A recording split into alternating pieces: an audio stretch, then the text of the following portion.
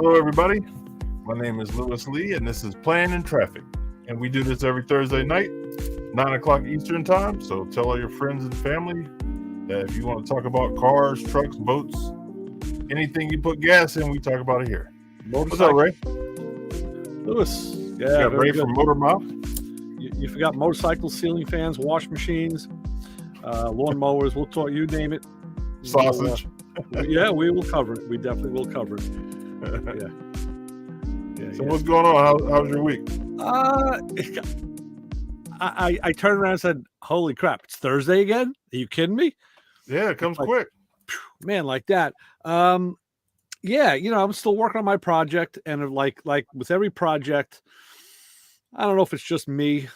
I seem to go, 2 steps forward, 3 steps back. Mm-hmm. I had to mount some components and put in a pre-made harness. And the problem was I like to have things look the way I like it to look. I don't like clutter, and I like things kind of neat. So I ended up moving the components 3 times, all towards making this thing fit smoother. And it ended up not being the way I wanted it, but I think it's the way it's going to have to be. Yeah. And I was telling my buddy today, I said, when I'm working at the shop, anybody who works doing anything for somebody else, you're always under that constraint of, all right, let's get it out, let's get it done, get it to the customer, get the next one in. But when you work at home, you can take as long as you want. You can drag it out, and that's when I'm on my own worst enemy, because that's when I'll do things and rethink it. I won't even put something in place maybe for days because I'm just looking at it and moving things around. Yeah. You don't get away with that in the shop. So I don't know if that's a good thing or a bad thing. Yeah, could be both. What happens to me is I'll start a project and wait a couple of days, do something else, and then I can't find the tools because they're on that first project. Oh, okay. Yeah, Yeah. I don't have that kind of problem. My problem is all up in here. It's all, I'm my own worst enemy. But I like to say I'm working towards a better product, a better end. Mm-hmm. But then again, I've had to do stuff at the shop where it had to be done quicker and faster and get it out. We need the lift or whatever. And sometimes working under pressure gets that job done, in a good way. I mean, I've also sent stuff out and said, man, I wish I could get that back for like another 2 hours just to tweak things and, Yep. So I started building that intake for the motorcycle, and right. I designed it all wrong. Yeah, there you go. So I had my buddy weld it, and not thinking that we should have tigged it instead of migged it. Okay. Because it can't have any leaks. So I took it over to Tyler's. I was going to have him MIG it for me. And so he started putting stuff in my head that I was doing something don't look right. Yeah. And he was right. So I poured some water in it, and it was leaking out the bottom. So I'm going to redo the whole thing. Yeah, because that has to seal. You can't have any air leaks. Obviously, it's an intake manifold, so it has to be, vacuum proof. Yep. Yeah. So that's the nature of the beast. So that's what I'm talking about. 2 steps forward, 3 steps back. Yep. It happens, and like I made that air cleaner for my car that time, and now it sits under my bench because it's I blew it. I didn't check to see if the hood would close. So yep. I put hours of work into that thing. And the way I look at it at the end of the day is learning. Okay, so I put hours of work into a creative project, and I failed at the initial goal, but I probably learned a few things along the way. Yep. And one of them was always check to see if the hood closes. Yep. So I got some good announcements today. Our YouTube channel, Plan in Traffic, is now on podcast. Okay. So you can go to YouTube podcast. There's a tab on the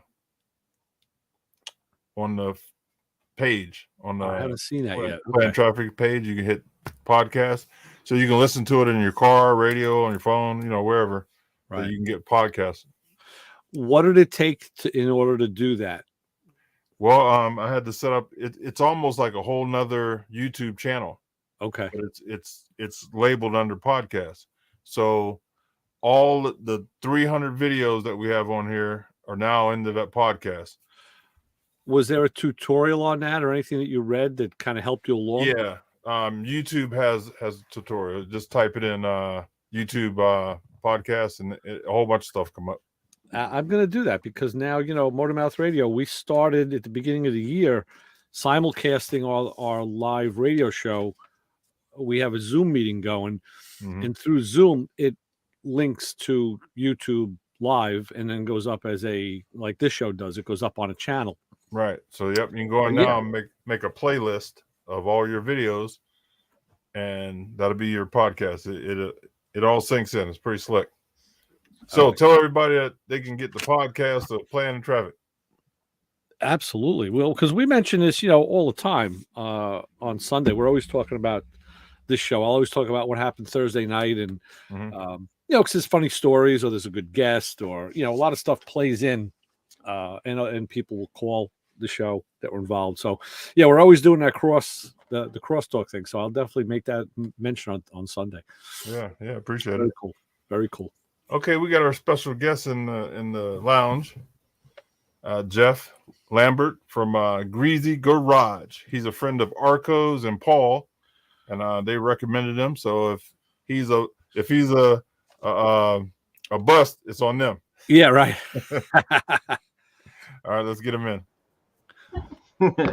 I'm already a bust. How you doing, Jeff?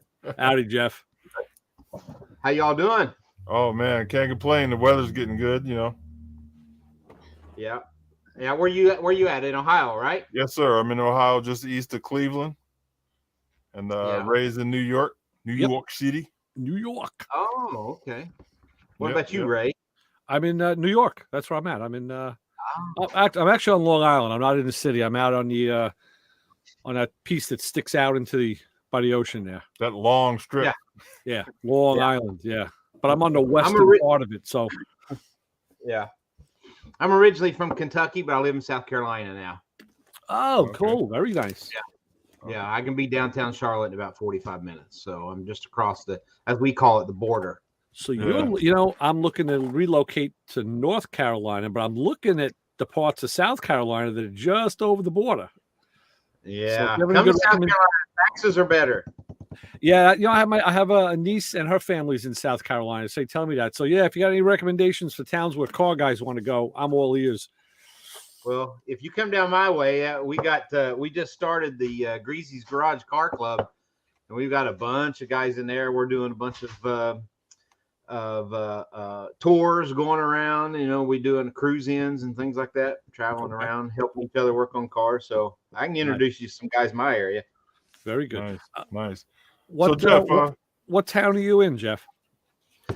I'm in a little town called McConnell's. Okay. But if you look up York or Rock Hill, look up those places. I'm close to those. I've heard of Rock Hill. Yeah. Right. Nice, nice. So Jeff, go ahead and tell everybody who you are and what you do and where you're from. Sure. Jeff Lambert, obviously. Greezyz Gurage is kind of something that came about a couple years ago as a joke. It was a joke. So I kind of have to bring you up to speed on the history so you can understand the joke, and I'll make it short. But no, you're good. I'm a disabled veteran, United States Navy, served in the first Gulf War. And the reason why I'm bringing that up is because I started a nonprofit called Armed Forces Racing. And our nonprofit was to do drag racing schools for veterans. So we built a couple of drag cars, and we could do ride-alongs, driving experiences, even racing experiences. And but we had a Vietnam veteran show up named Rick, and we call him Crew Chief now. So it's Crew Chief Rick, or and he would always take naps at the racetrack.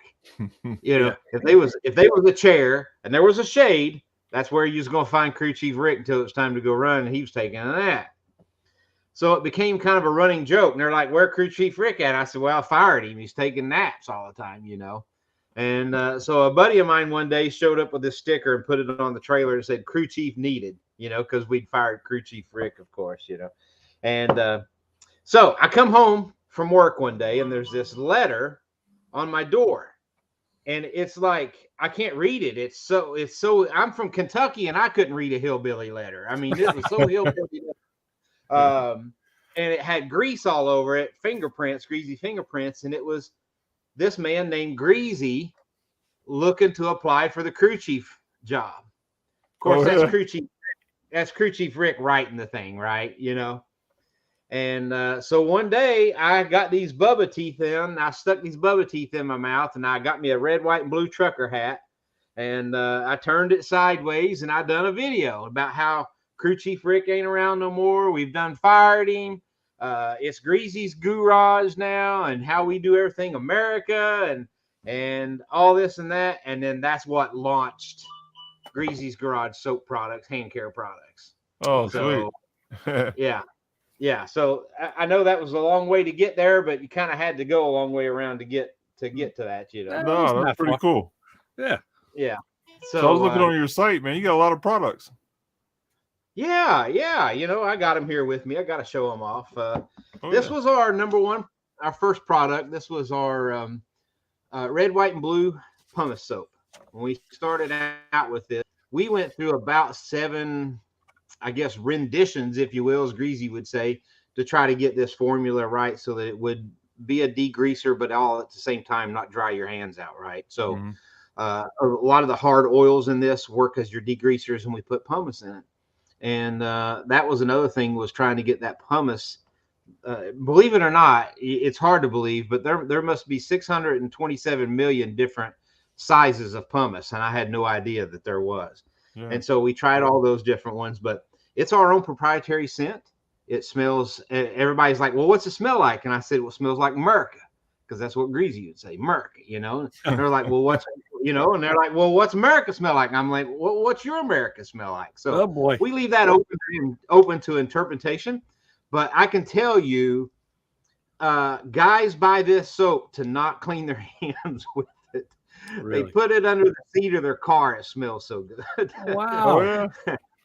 I'm dead serious. So, well, I guess I could break some news here right now. I just ordered the first samples of the America scented car air fresheners. Oh, very nice. We're gonna call those Murica car fresheners. Get it, Murica car fresheners. Yep. So, right.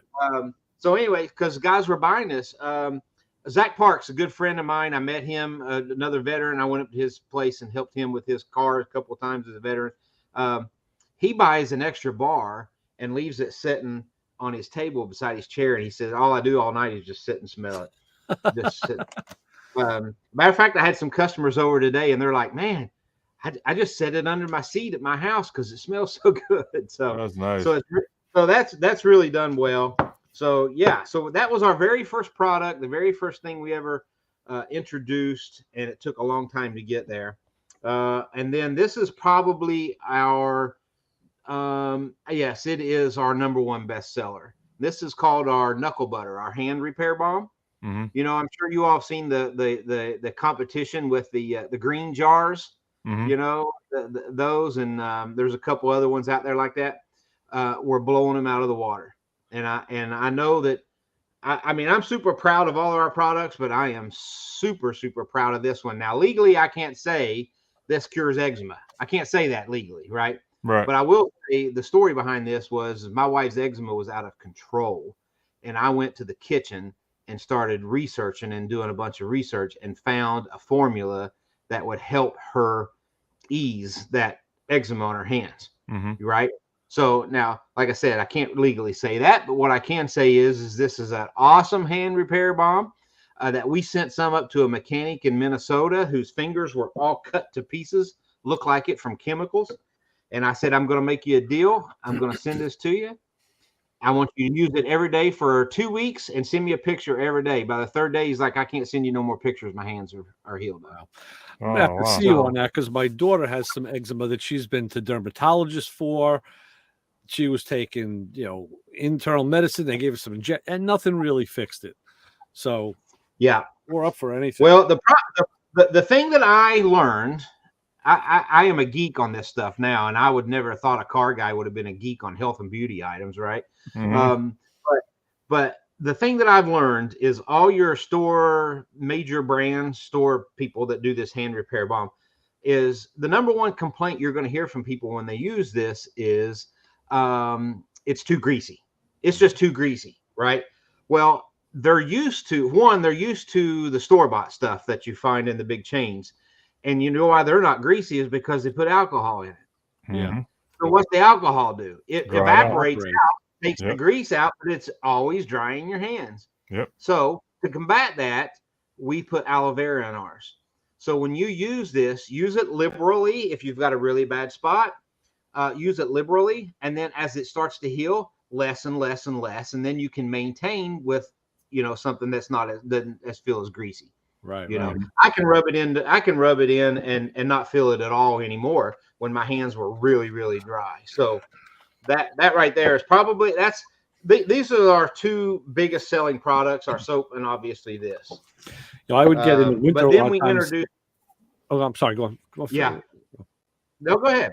I was gonna say in the winter I get my fingertips. I get a lot of cracking and splitting, and it hurts. So my mom, when she was alive, found me this stuff called Zim's Crack Cream. Great name. So, and it's like a glycerin. I drop some with an eyedropper in the crack and I blow on it to let it dry and heal up, and that stuff works pretty good. But so yeah, when your fingers and hands are like that, you'll try almost anything. Yeah. Makes you miserable. Yeah, you will. If you notice when you use them store-bought stuff that your hands will sting when you put it on there, that's because of that alcohol. Well, right. Yeah, this stuff doesn't have alcohol in it, but it's it's always good to hear about a new product. I'm gonna. Well, I would venture to say they put the alcohol in because they want you to use more of the product. That very well could be. Yeah, that very well could be because. I mean, I sell all of our products now on the Snap-on trucks, the Mac Co trucks, the Mac Tools trucks. I sell all that on the trucks in my local area here. And if any of those trucks run out of this, matter of fact, one of the guys was here today. He's like, I've got customers just crying because I ran out and I didn't replenish. And he actually made a special trip out here today to get some for some of his customers. So, that's been our big seller. But our newest product is our hand and tool wipes. So it's a larger, it's a 12-inch, and it's got a scrubby side and a smooth side. And I actually took epoxy paint off of my hands with this the other day. Wow. It surprised me. I'm not gonna lie. I was like, no way. I had a veteran over here in the shop working, and he was wanting to learn to spray, and I was teaching him to spray, and I let him spray some epoxy, and both of us was like amazed that this took epoxy off. Obviously, I don't think it'd take it off if it dried, for 24 hours or something, but but it was on there probably. Will that clean the new soft grip red handled Snap-on screwdrivers? Well, I got to tell you, there was a guy did a video that done a Snap-on hammer, one of the blunt hammers. Yeah. And cleaned it up perfect. Because I found, my Snap-on guy finally had me. I traded in some older screwdrivers, and I begrudgingly bought the new ones. And immediately, first couple times I used them, it's a red and black soft grip handle, and the red part was dirty from the grease on my hands. And I was wiping it down, tried brake clean, nothing worked. So I went back next week. I saw the dealer, and I said, "Listen, screwdrivers are great. I like the screwdrivers, but how the hell do you clean them?" And he goes, "Oh, you're probably using brake clean, right?" I'm like, "Yeah, of course. That's what I've always used." He goes, "Well, that's because you had hard handle screwdrivers before." He goes, "No, WD-40." And Macro Man Brian, who's, I don't know if he's in the we have a resident Macro tool dealer. He also told me the same thing right after. And damn, that works. The WD-40 cleans them perfectly. But I was I'm always trying to, always interested in different wipes for different things. So that's I can tell you WD-40 is what I use to take stickers off the race car with. Right. It works amazing for that. WD-40 is it'll take that, like if you have my plexiglass, it comes with a paper on it. And if when it's fresh, it comes off easy. But if the plexiglass gets old and goes through heat, it didn't coming off. WD-40 breaks it down. Amazing stuff. Have you ever let that stuff on plexiglass dry for a long time? Oh yeah. I mean, you're pretty much ruined. It just, I mean, years if it just dries on there. I don't think you've ever had that problem. But WD-40 will do it though. I learn something new every day. Yeah. Yeah. So that's our 3 new products. We've been testing a liquid pumice. We've been testing that on the tool trucks. A lot of the guys have been using this. This is still in my testing stage. but I do sell it on the website if guys want to try it. It's not very expensive on there. Matter of fact, if you buy like 3 bottles, it's cheaper than buying it. But one of the things I do want to say to your customers, though, and I've heard some people ask for the website. I can't type it in there.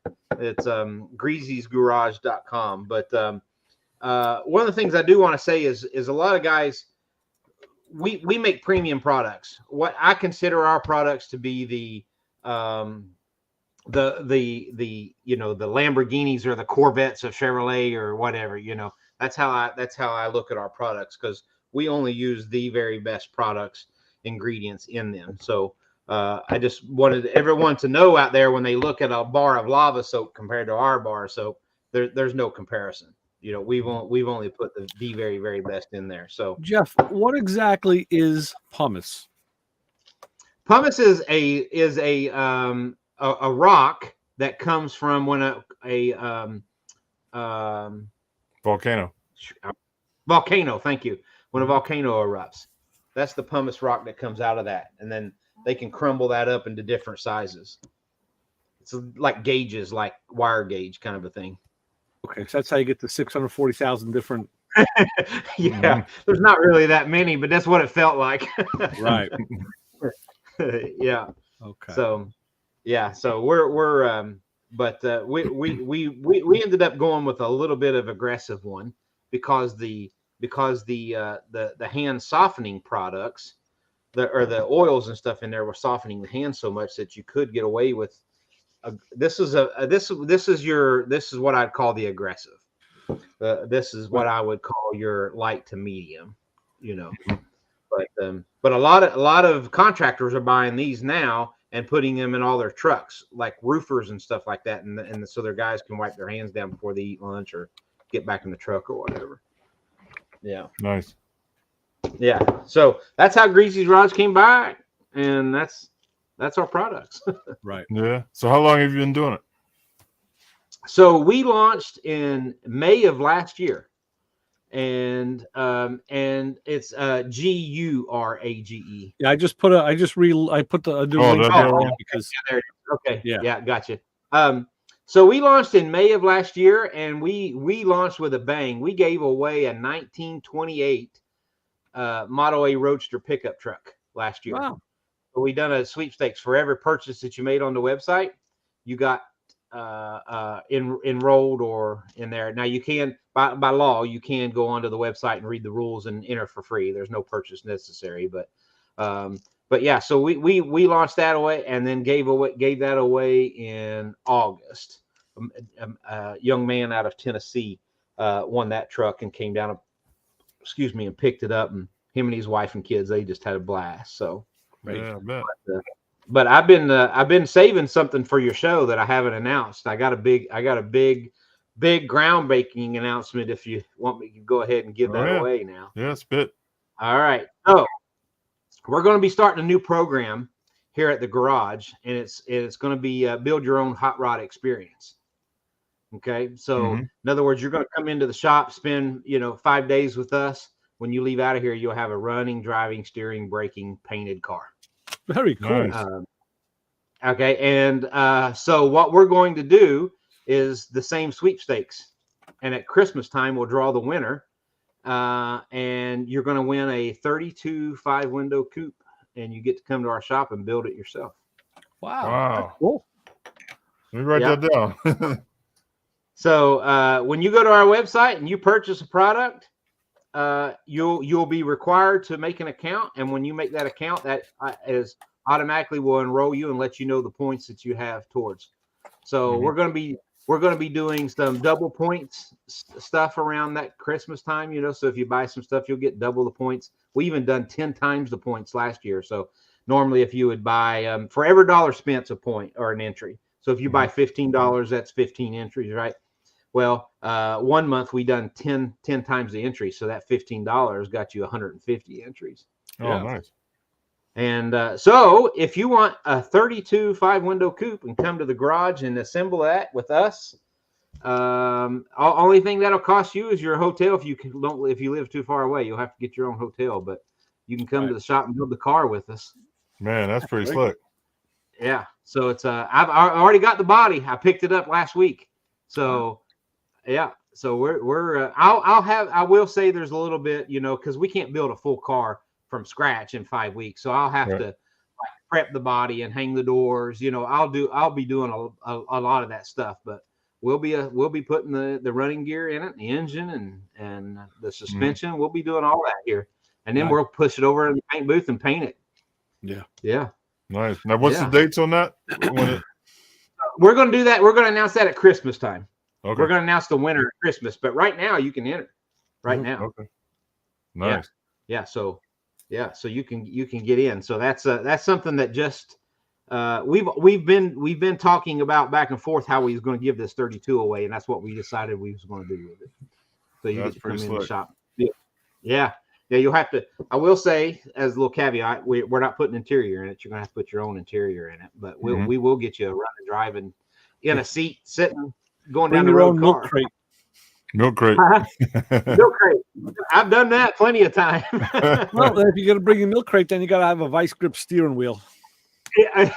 Oh yeah, you definitely right. Done that too. Yeah. Hey, so since we're talking about milk crates, I got to tell you, one of my cars got stolen when I was younger. I had a 89 Riviera. So I go to the club thinking I'm a hot guy. You know what I mean? Come out, car's gone. Yeah. So please call me, tell me it's down at the storage place, right? So I go down there. They took my doors off, seats, trunk lid, hood, rims, everything, right? It was butt naked. They stripped you good. So I had to get it back home. So I threw some tires on it and a milk crate, and I drove it up the street, man, and a cop rode by me. And he just shook his head and kept on going.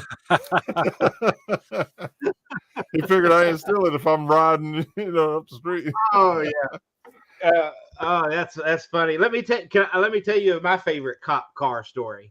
A buddy of mine was a cop in Michigan, and he pulls over this car, and I think he told me it was a Cadillac. I can't remember, but it was a big car, and it was stuffed with people like from front to back. I mean, they were sitting in each other's laps, and he was like, and they were speeding.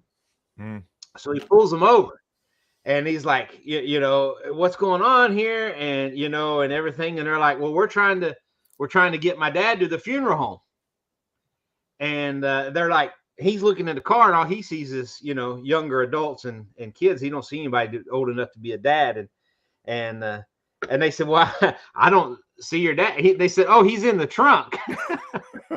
Oh, really? So he makes them all get out, and he opens the trunk, and their dad had passed away. Oh, and God.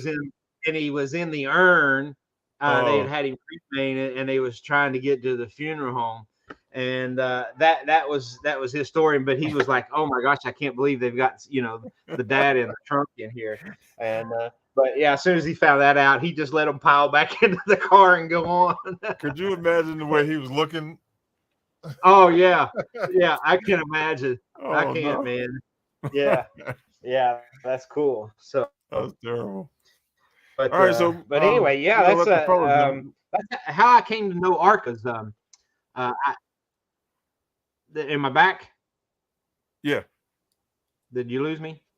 Okay. Yeah, we lost you for a second. All right. Yeah, how I came to know Arco and all them was I wrote a book about in 2019. It came out in 2020 and went crazy. It became #1, and it was about how your race programs and your race teams and YouTube channels and all that can get sponsorships. And I had a class, and Heidi, Arco's wife, signed up for that class, and that's how I got to meet them. And then that's been an awesome relationship ever since. Yeah, he's a good guy, man. Yep. Yeah. Or Heidi too. They're both. Yeah. Yeah. They came down and worked on one of our veterans cars that we had for the nonprofit. They came down and spent a weekend, and if you go to their YouTube channel, you'll see the where they had 12 veterans gathered around. He's showing them how to run all the metal shaping tools and stuff. It was an awesome time. Yeah, he came here too and helped me cut the roof off my bus. I got a school bus. Oh, that's right. I do remember that. How's that coming along? It's getting there.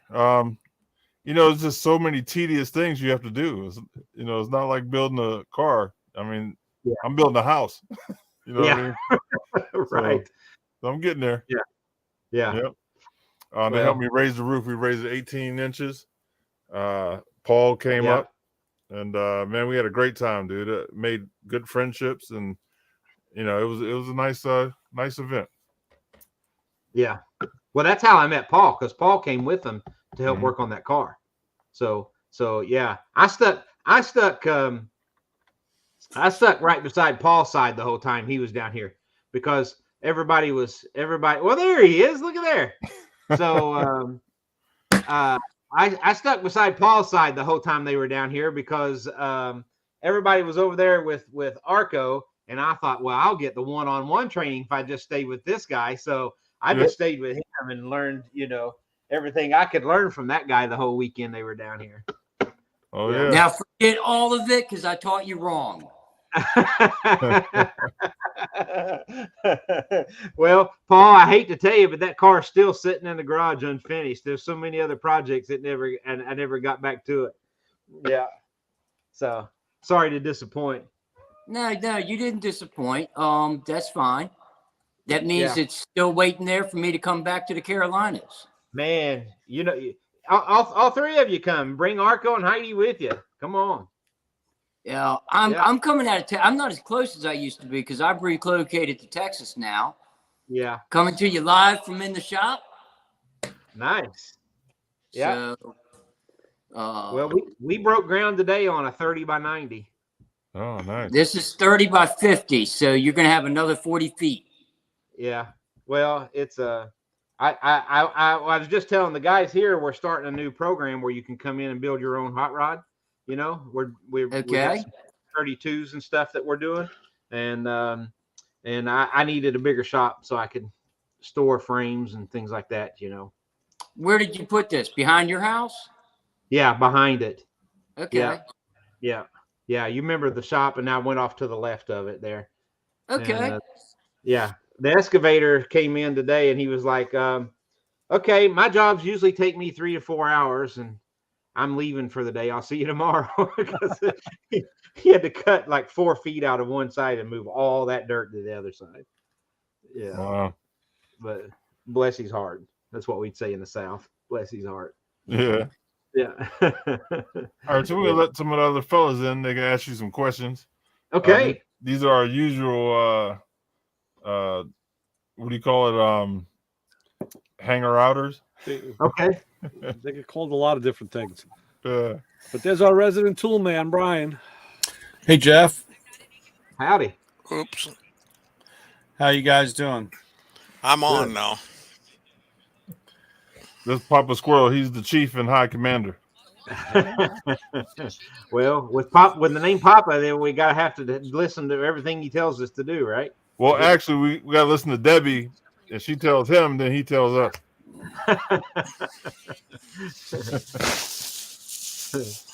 That's what happens when you're married. Yep. Yeah. I tell my wife I wear the pants in this family, and she just tells me which pair I put on.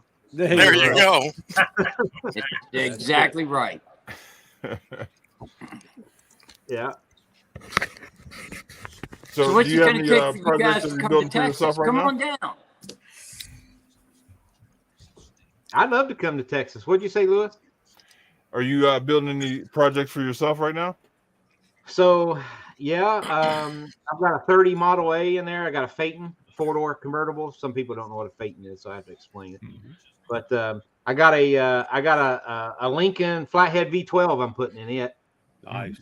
And that's I'm working on that. And let's see, I've got a 32 3-window coupe in there that I just painted, and all the diehard Ford guys are going to hate me, but I bought it as a project from somebody else. It's got a small block Chevy in it, so the diehard Ford guys are going to get me. I don't care. I'll put It's all anything in the in. hood. Yeah.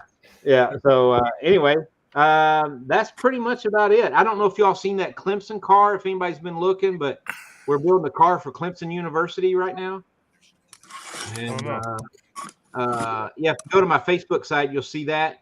we're building that for Clemson University, and it's a 50 Cadillac. It's a Series 60 Fleetwood, and that thing's going to have a stereo system in it that I'm not sure that we should even put the glass in it. I don't know how.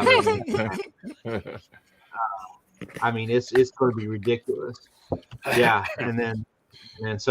but I've been kind of into this limousine thing. I've got a friend of mine who bought a bunch of vintage limousines, and he's like, "Can you help me with this and help me with that?" And so that's kind of what I've been doing. I've got a 1929 Pierce Arrow out there. I got a 40 Packard coming.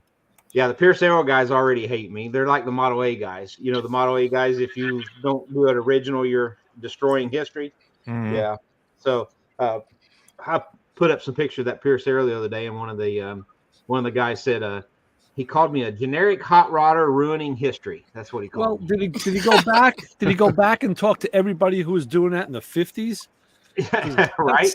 That's when it's it started probably even sooner than that.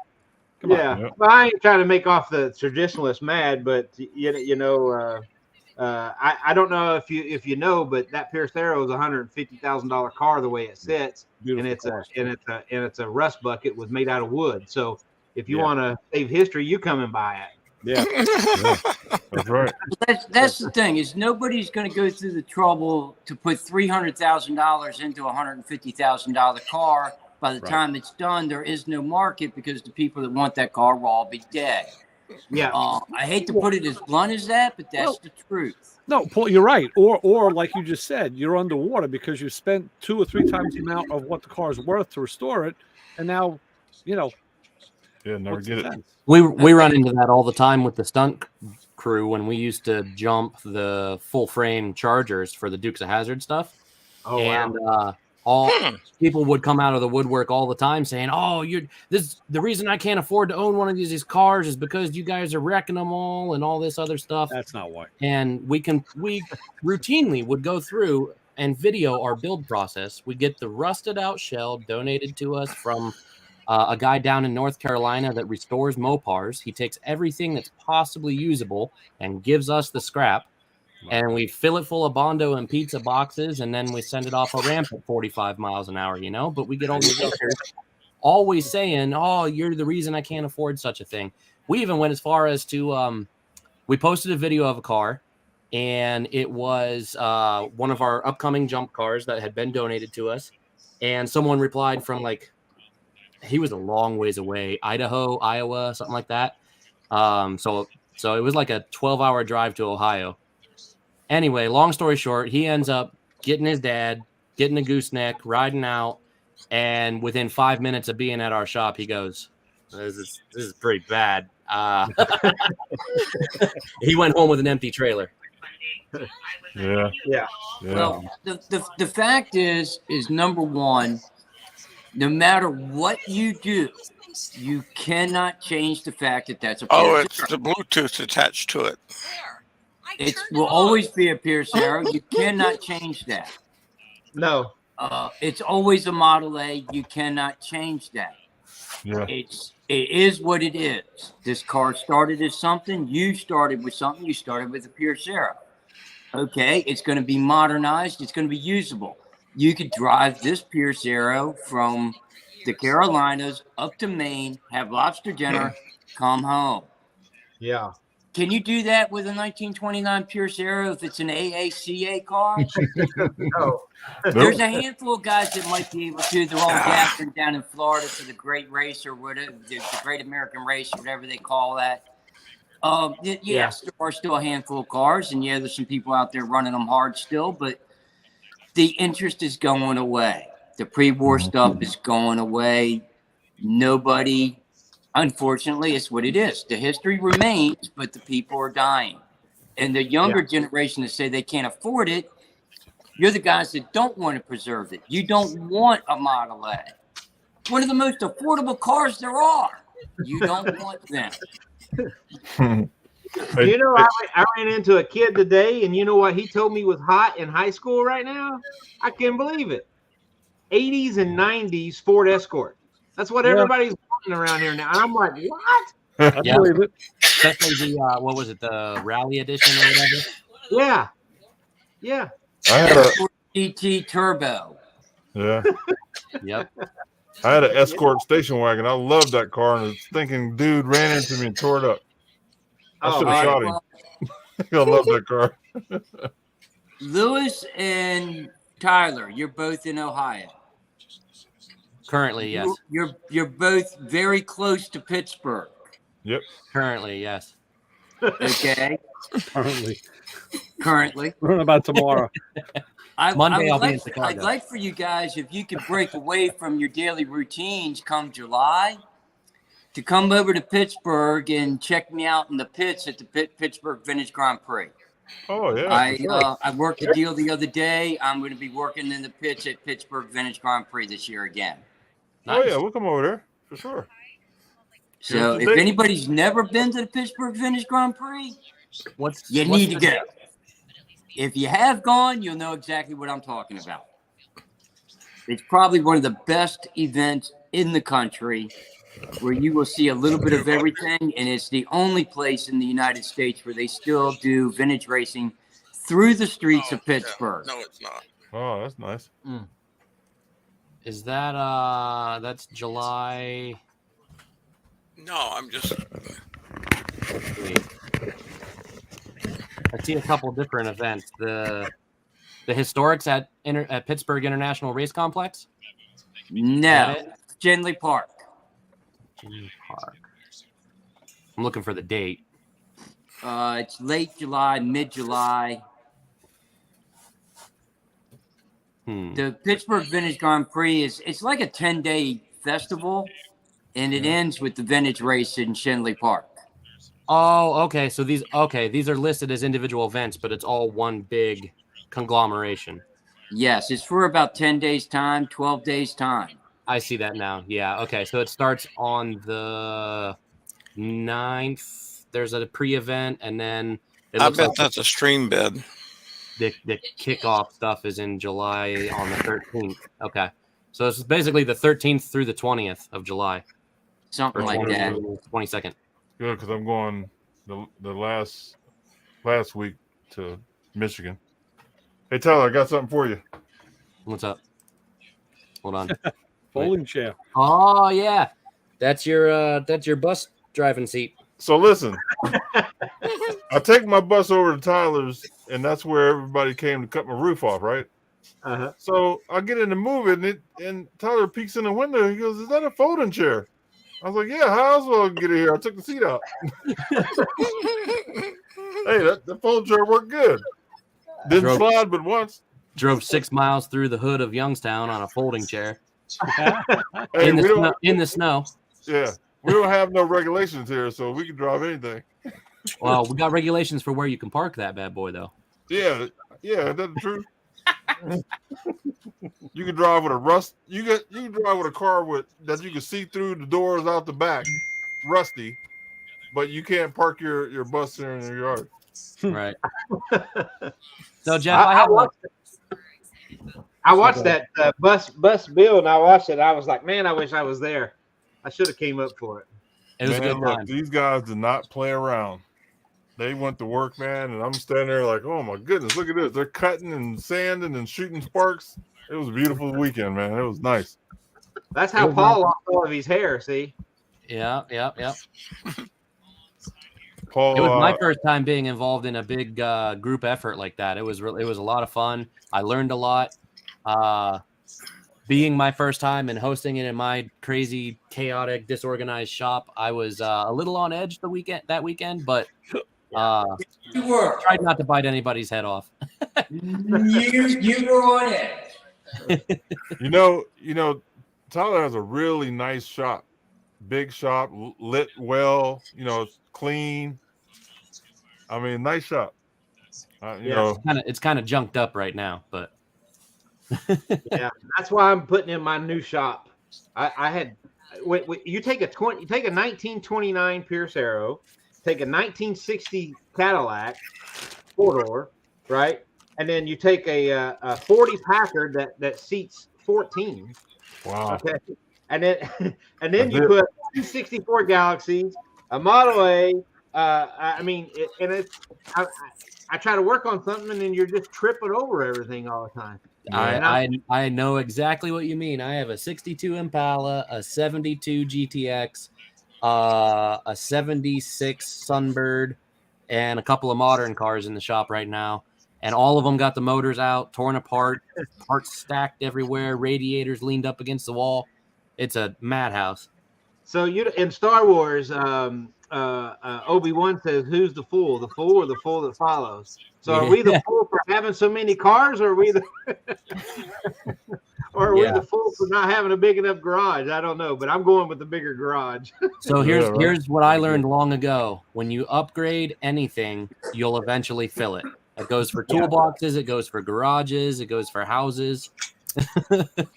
Yeah, when we first moved into this house, man, I am not joking. My house is 1,200 square feet. The shop is 2,000 square feet. Okay, so, when we moved in, my wife walked in the house, and I didn't even come in. I said, "You like it?" She goes, "Yeah." I said, "Okay, we'll buy it," because I wanted the garage, right? Mm-hmm. I had 2 jack stands, a floor jack, a little old Craftsman set. This is all I had because we've been living in an apartment. And an air tank for my race car. That's all I had sitting in this 2,000 square foot garage. Now you can't walk in. Mm-hmm. Yep. Fill up quick. Yeah. My place is about 6,000 square feet, and it's full. There's 5,900 square feet of stuff.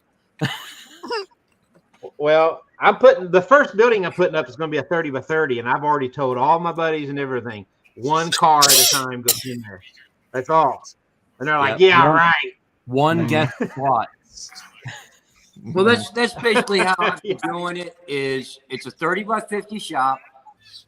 I house my Model A. I house the 1 project car. That gives me enough floor space that I can bring in 1 job, do it. It goes away before the next job comes in.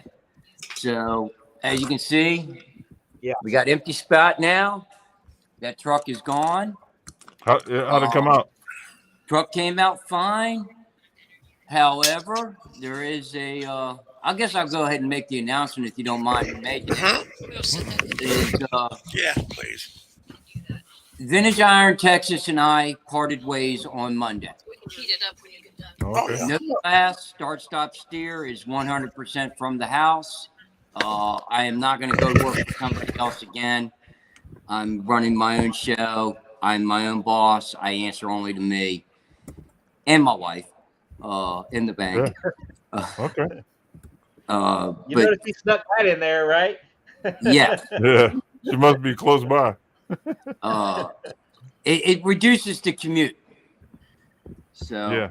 Nice. this is what's going on. I got a couple things lined up, and they're going to be coming in. 1, do it. It goes away. There is no housing. There is no doing it. One of the other things, Lewis, if you don't mind me continuing to rant here for a second, Go ahead. is Roger Quast wrenching for the future. Mm-hmm. He would like to get with you here in the coming weeks. There's going to be another build at a university in Kansas. Okay. So that's another wrenching for the future deal.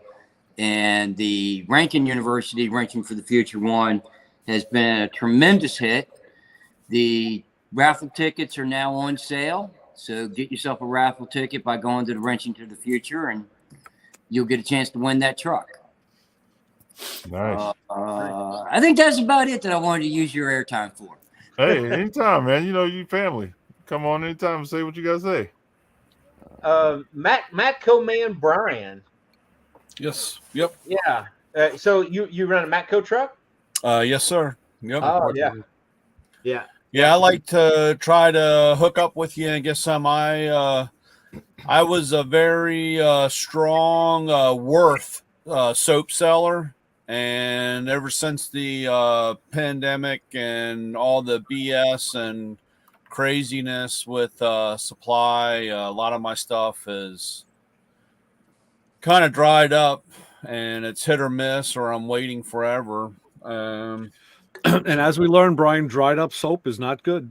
Yeah, well, it's like I said, I I'm looking for some new stuff, and Well, I'll send you some samples up. Get me your address. I'll send you some samples up. You can. I like to see your the shop wipes. I sell the Mako ones. I'll be really honest. I stick with a lot of just the name brand stuff. I mean, our name brand stuff. Yeah. But I'll be really honest. When it takes me 6 weeks to get something, it kind of gets thrown to the wayside after a while because, you know, if I can't get it to the customer fast enough, they've already moved on to something else. You know, Tyler missed it, but last week we were talking about those new Snap-on branded wipes that they're pushing now.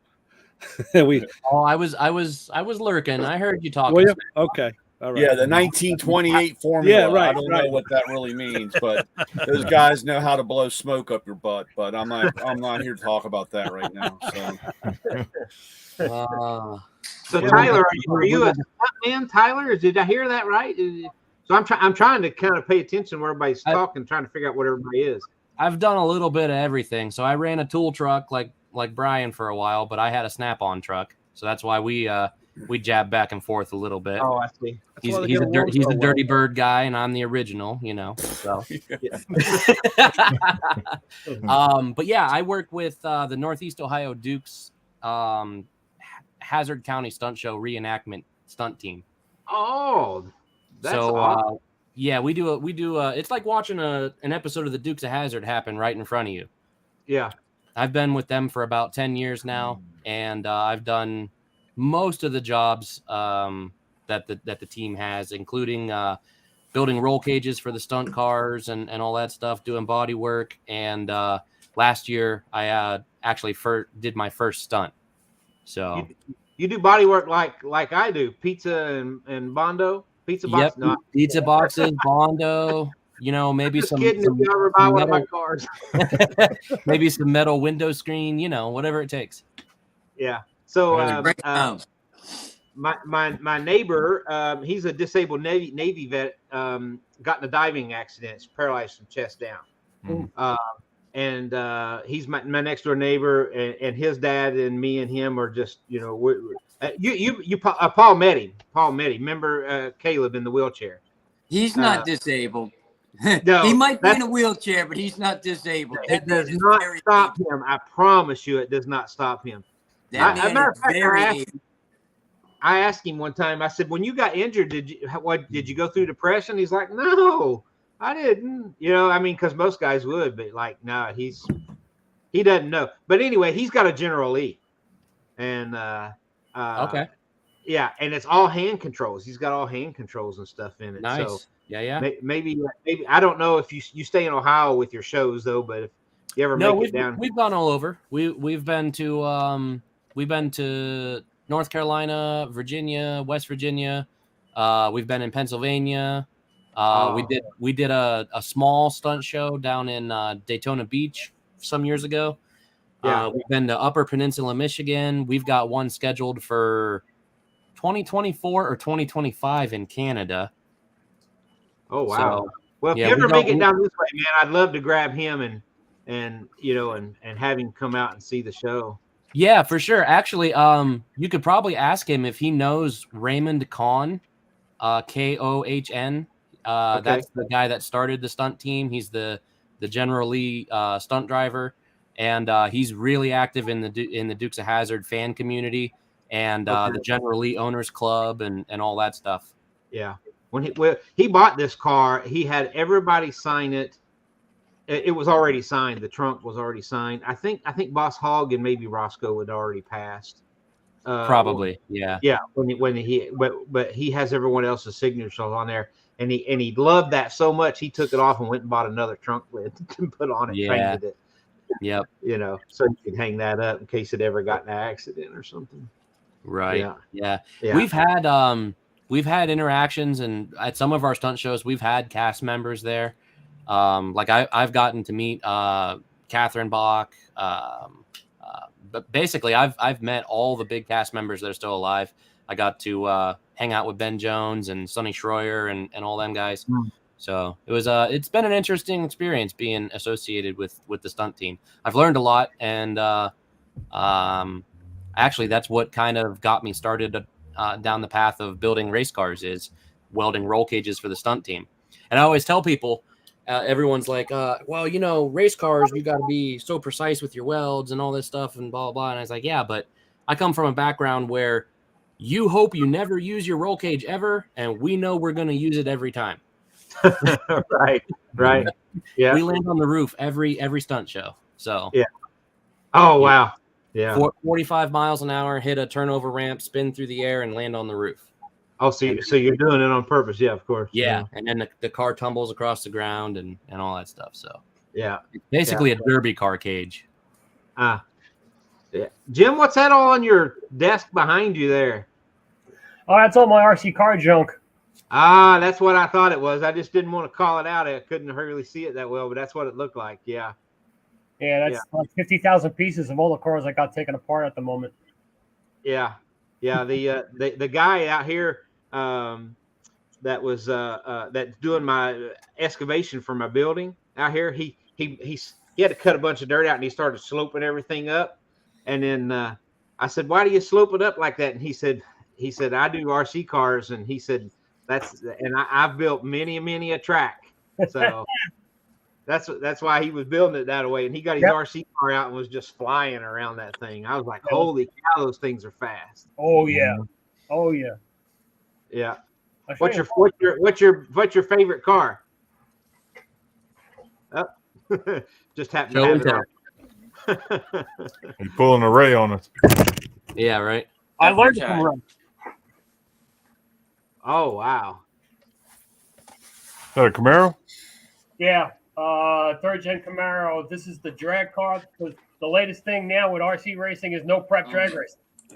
No kidding. Yeah. Oh, it's nuts. And you know, basically, so this car is kind of like stock.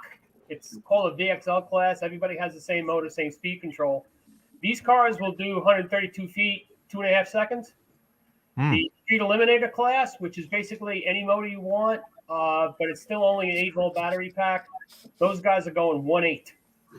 Stand and start 132 feet, 90 to 100 miles an hour. Wow. Yeah. And these things crash.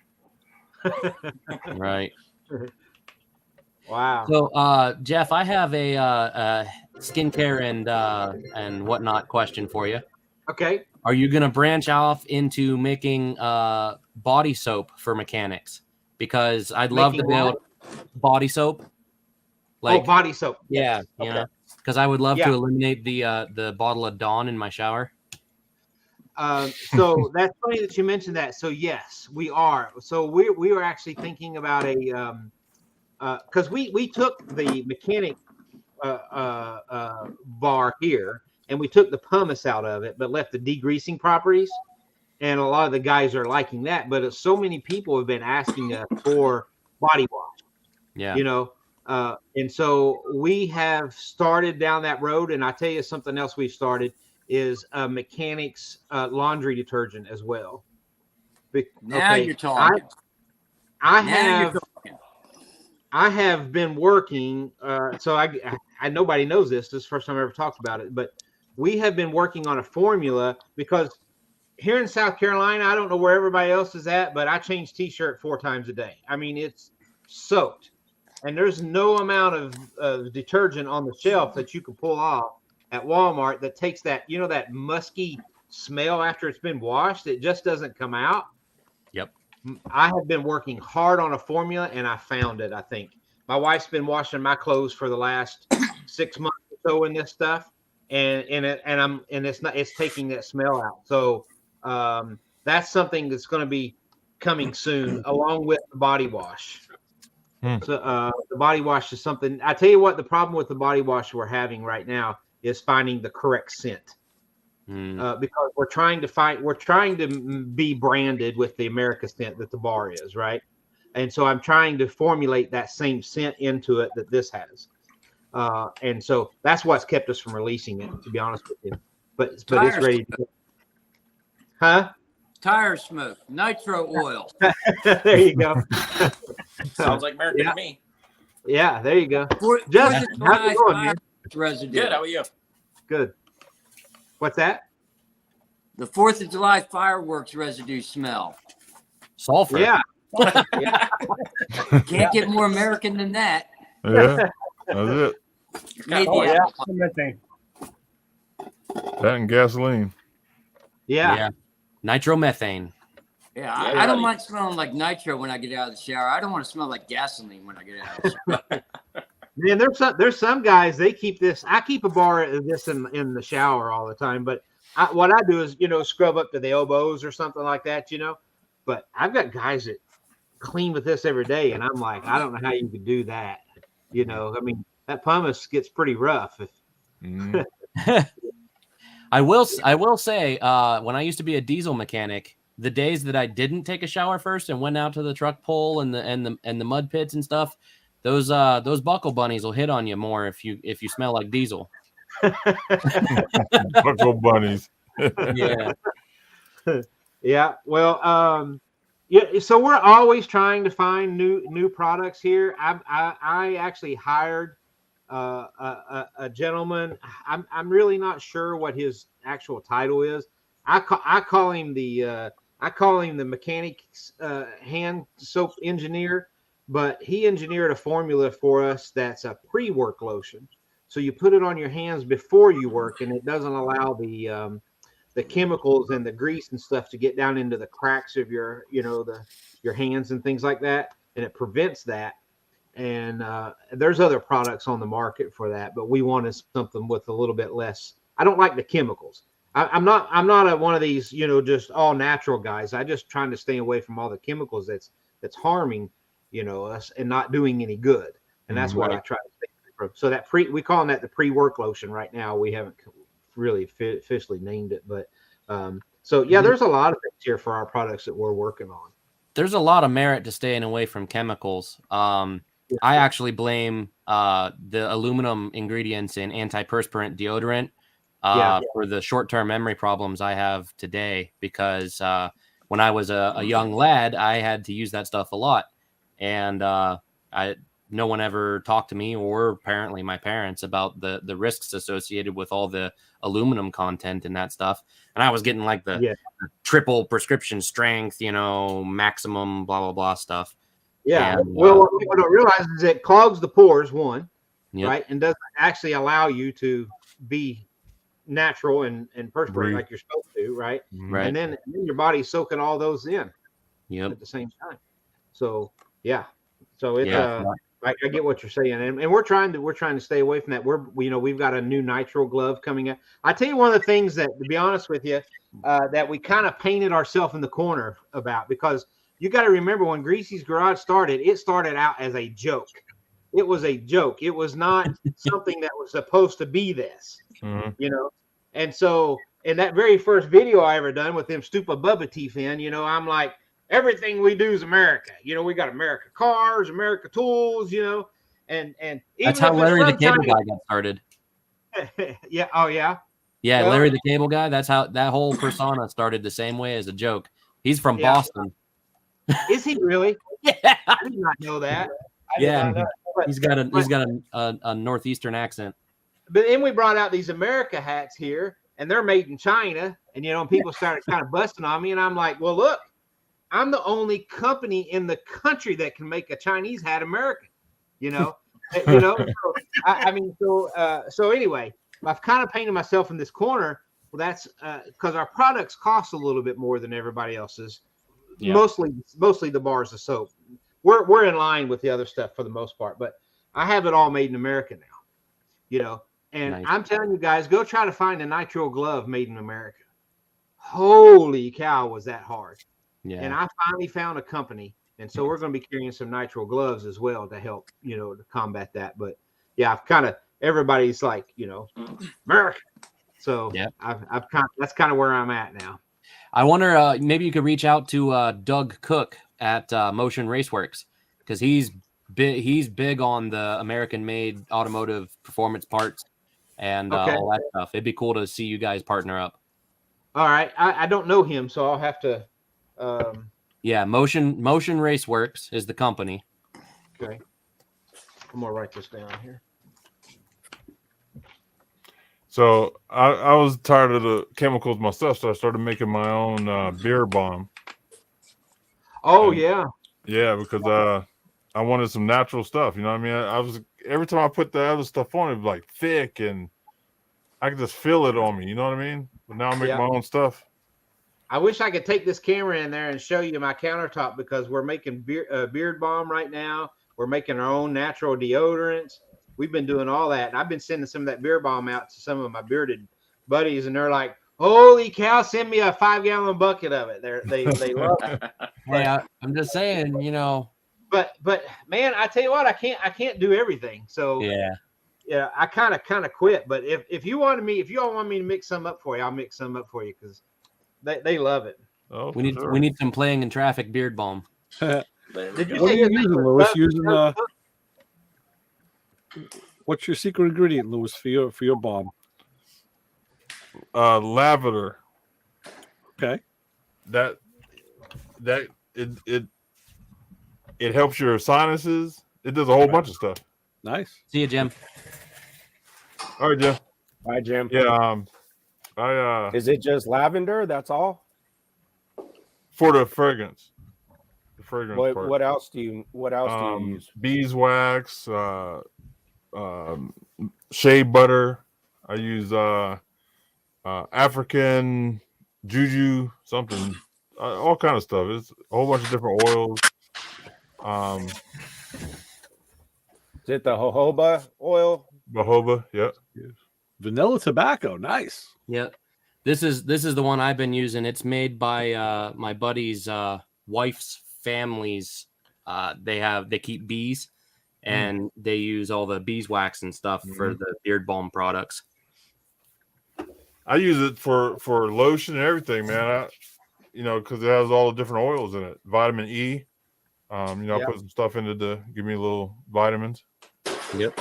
Yeah, put a little aloe vera in it. Mm-hmm. I've got one of those too. Yep. I make about four different fragrances. Guys at work, they're like make your own crackheads. fragrance. Make your own fragrance and call it "Playing in the Streets" or something. Yeah. So you gotta be careful about that. You don't want to go down the $20 is $20 route. Yeah. Oh, wait, I got some right here. This is cedarwood peppermint, and I have it in my shop because my hands dry out, so I use it as lotion. Yeah. Well, we got to get you some of our knuckle butter up there then. Okay. Yeah. Yeah, I got to get you some up. Coach Isaac, does that mean you're a coach? Yes, sir. What do you coach? My main thing is football. I coach at a middle school. I coach football, girls soccer, boys soccer. When we just got done with baseball. Oh, wow. And is that your full-time job? Yeah, right now. Do you teach too or just coach? No, just coach. Oh, wow. You're a busy man then. My wife works in the financial industry, so it kind of gives me a little bit of the time to be able to coach, but I got to get me some summer work. Yeah. I can always use people up here at my shop. I was just getting ready to say the same thing. Well, Paul's a little closer than me. If y'all were closer, I'd come work at one of y'all's shop, but Where do you live at? I'm in Arizona. Yeah. Well, that's okay. How about all of us just get together when we make one shop? We'll move to Arizona, and then we can put you to work. That's fine with me. Yeah. And then we'll buy Matt Cook Arizona. That's close. Yeah, Paul's closest to me. Coach has already proved he can do body work. Yeah. Well, we have to get. I don't know about all that. Papa Squirrel's wife's name, Deborah. Was that what it was? Yeah, Papa Debbie. Squirrels, yeah. Yeah, we have to get her permission first before we can bring Papa Squirrel, though. He's on mute. Yeah. I got you. Okay. Yeah, you would, but I don't know if you'd want me right now. These last few years, everything's been falling apart. You got to get a fresh roll of duct tape, Papa Yes, Squirrel. I do. Hell, I Where can't you even. I live in Fort Bragg, California. Fort Bragg, California. California. No kidding. Yeah. I didn't know there was a Fort Bragg in California. You wouldn't unless you lived in California, and even most of the Californians don't know about it. It was. Is it in the north part, south? What? Where is it? We're about 4 hours from the Oregon border. Oh, okay. Yeah, you're way up. Yeah, we're north of San Francisco. About 4 hours. So we're about in between San Francisco and the Oregon border. Oh, okay. I was stationed out there in Alameda. Ah, yeah. Yeah. Yeah. But That's the one thing. That's the one thing I never did is get stationed in California. Of course, I didn't get stationed many places. The Air Force didn't want to send me anywhere. So what years was you in the Air Force? 72 to 80, 90, 94. Oh, so you retired then? Oh, hell yeah. Oh, wow. Well, and I'm really retired now, mainly because I can't work. Yeah. Yeah. Well, I was stationed in Bremerton, Washington, up next to Seattle, and then we moved from there down to Alameda, and then I got out of the Navy, and then got out for a couple of years and missed it. I was like, gosh, I miss it, and so I went back into the Seabees, and went back in there, and then absolutely hated it. I loved the Seabees, but I went back in the reserves, and the reserves was not like active duty. Yeah. You know? What'd you do when you were active duty? I was a crash, fire, and rescue on the flight deck of an aircraft carrier. Nice. Which carriers did you serve on? I served on one, the USS Carl Vinson. Very nice. I never joined the service myself, but I'm a military hardware absolute geek. So okay. Yeah, and one of the buddies of the show, Nelson, he runs Boss Hog torque converters. He was a certified welder on the Enterprise. Oh, okay. So I every time I see Nelson, I geek out about different stuff, you know. Oh yeah. I was on there. We were the last ones to have the F-14s. Right. Yep. Yeah. Now that was after me, but we still had the F-14s when I was in. Then they done away with the EA-6Bs, and then they done away with the F-14s, and then they wwent to that F-18 Super Hornet or whatever. Right. You know. But it was still. I was coming in as they were phasing out the all the Vietnam era stuff. You know. You mean when they started to let the accountants run the Navy? Yeah. That sounds about right. Yeah. So and when I was in, it was still it was all men, you know, on a ship. There was no ladies on the carriers, you know, back then. And now I guess I understand from all my buddies that when they started bringing the ladies on board, that the whole Navy just kind of changed. Really, I'm not saying bad or good. I'm just saying it changed totally from when I was in. It was a cultural shift for sure. Yeah, I follow a couple of. I would recognize the way the Navy is today. Right. I follow a couple of former Navy seamen. Actually, one of them, he was a sonar man on nuclear submarines, and he talks a lot because he was retiring right as they were phasing into women serving on ships, and even he was his boat was one of the first submarines with female sailors. So it's definitely an interesting cultural shift. I can believe it. I was like on that edge of that where it all switched. Yeah. Mm-hmm. Yeah. Where'd Justin, I'm still trying to figure out where I know you from, man. I mean, gosh, I know the face. What's your YouTube channel? I have a YouTube channel. I'm just actually kind of getting going now. It's the same thing as most of my stuff. Slingshot 302. Yeah, I don't know. I'm just kind of been around building hot rods.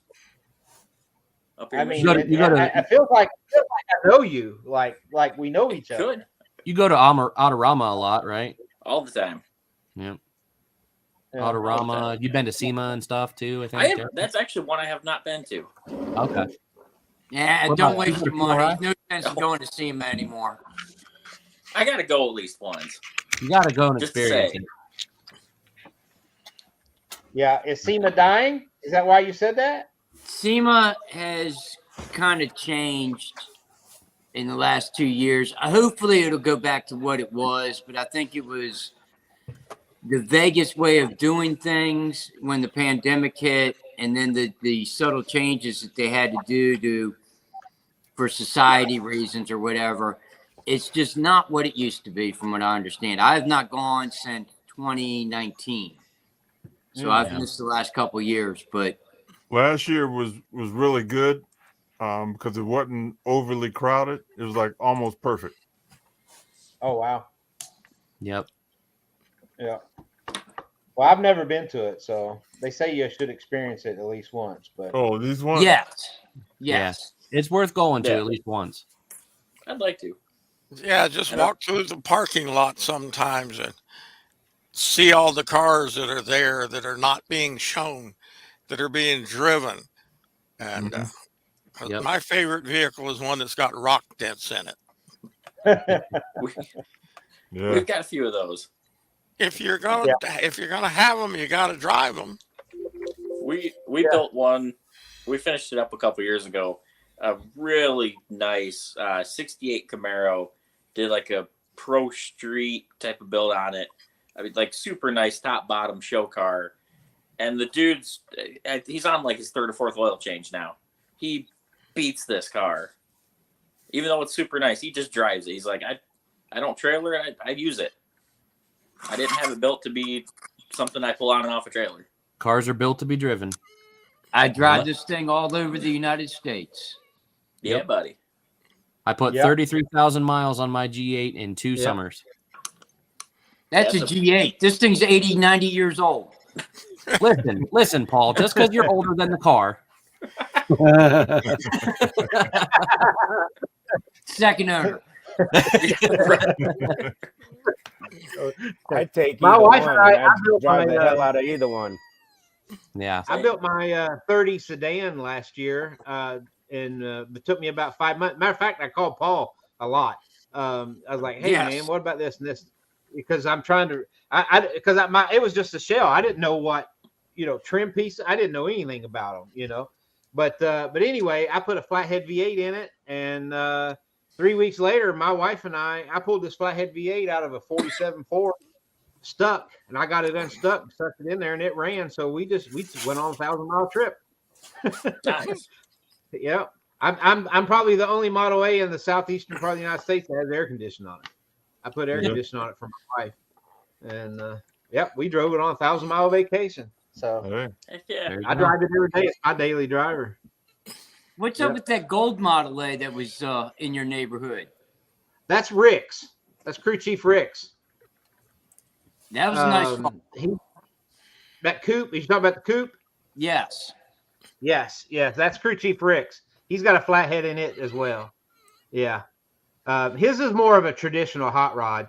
He took the 3940, transmission and all that stuff, and put juice brakes on it from a 40 Ford, kind of a thing. But it's more of a traditional type thing. But after he rode in mine and we went 70 mile an hour on the interstate with that T5 in it, he's like, I think I might need to switch. So I'm running 65, 70 mile an hour at 2,300 RPM. So yeah, having more gears is always nice. Yeah. So That's kind of scary in that old of a vehicle, though.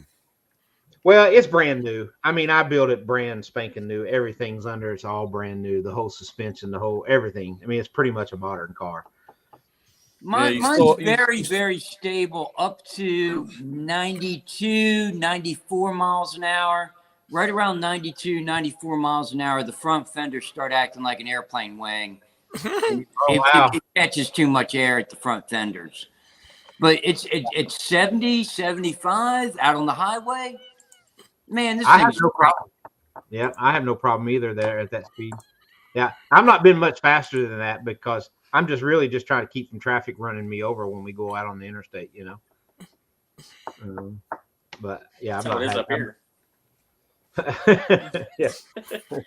Well, I tell you what, the biggest problem when you drive it is the people that's about wrecking you, pulling up beside of you, trying to take a picture. You know, that's the thing. Hey, I'm not joking you. We were in Pigeon Forge, Tennessee, and we're at. If you've ever been there, I'm sure some of y'all have. It's like there's like 6 lane, 8 lanes, right? 4 on each side, kind of a thing. And we're at this major intersection, and I'm trying to turn left, and we've got the red light, and there's a car comes from our left to right in this major traffic jam and stops in the middle of the intersection and gets out and takes a picture of the car. Wow. My wife's like, he's going to get killed. I'm like, as long as he don't hit the car, I guess. You know? So, As my wife would say, don't ever talk about how crazy Californians are. There's other people in the United States that are just as idiots. Yeah, that's true. Yeah, yeah. But I tell you what, that was a fun Hell, cruise. Arizona's probably the worst place to drive. Oh, really? It's bad up here. We get everybody from all y'all's area, they come down here and then they drive horrible. Well, they drive horrible up here too. So I mean, they're at least keeping. Yeah, but they all come here, and then the dummies here drive. The dummies here that are from here drive horrible. Yeah, true. I don't think anybody's coming from down there up here. No, not on purpose. Not on purpose, right?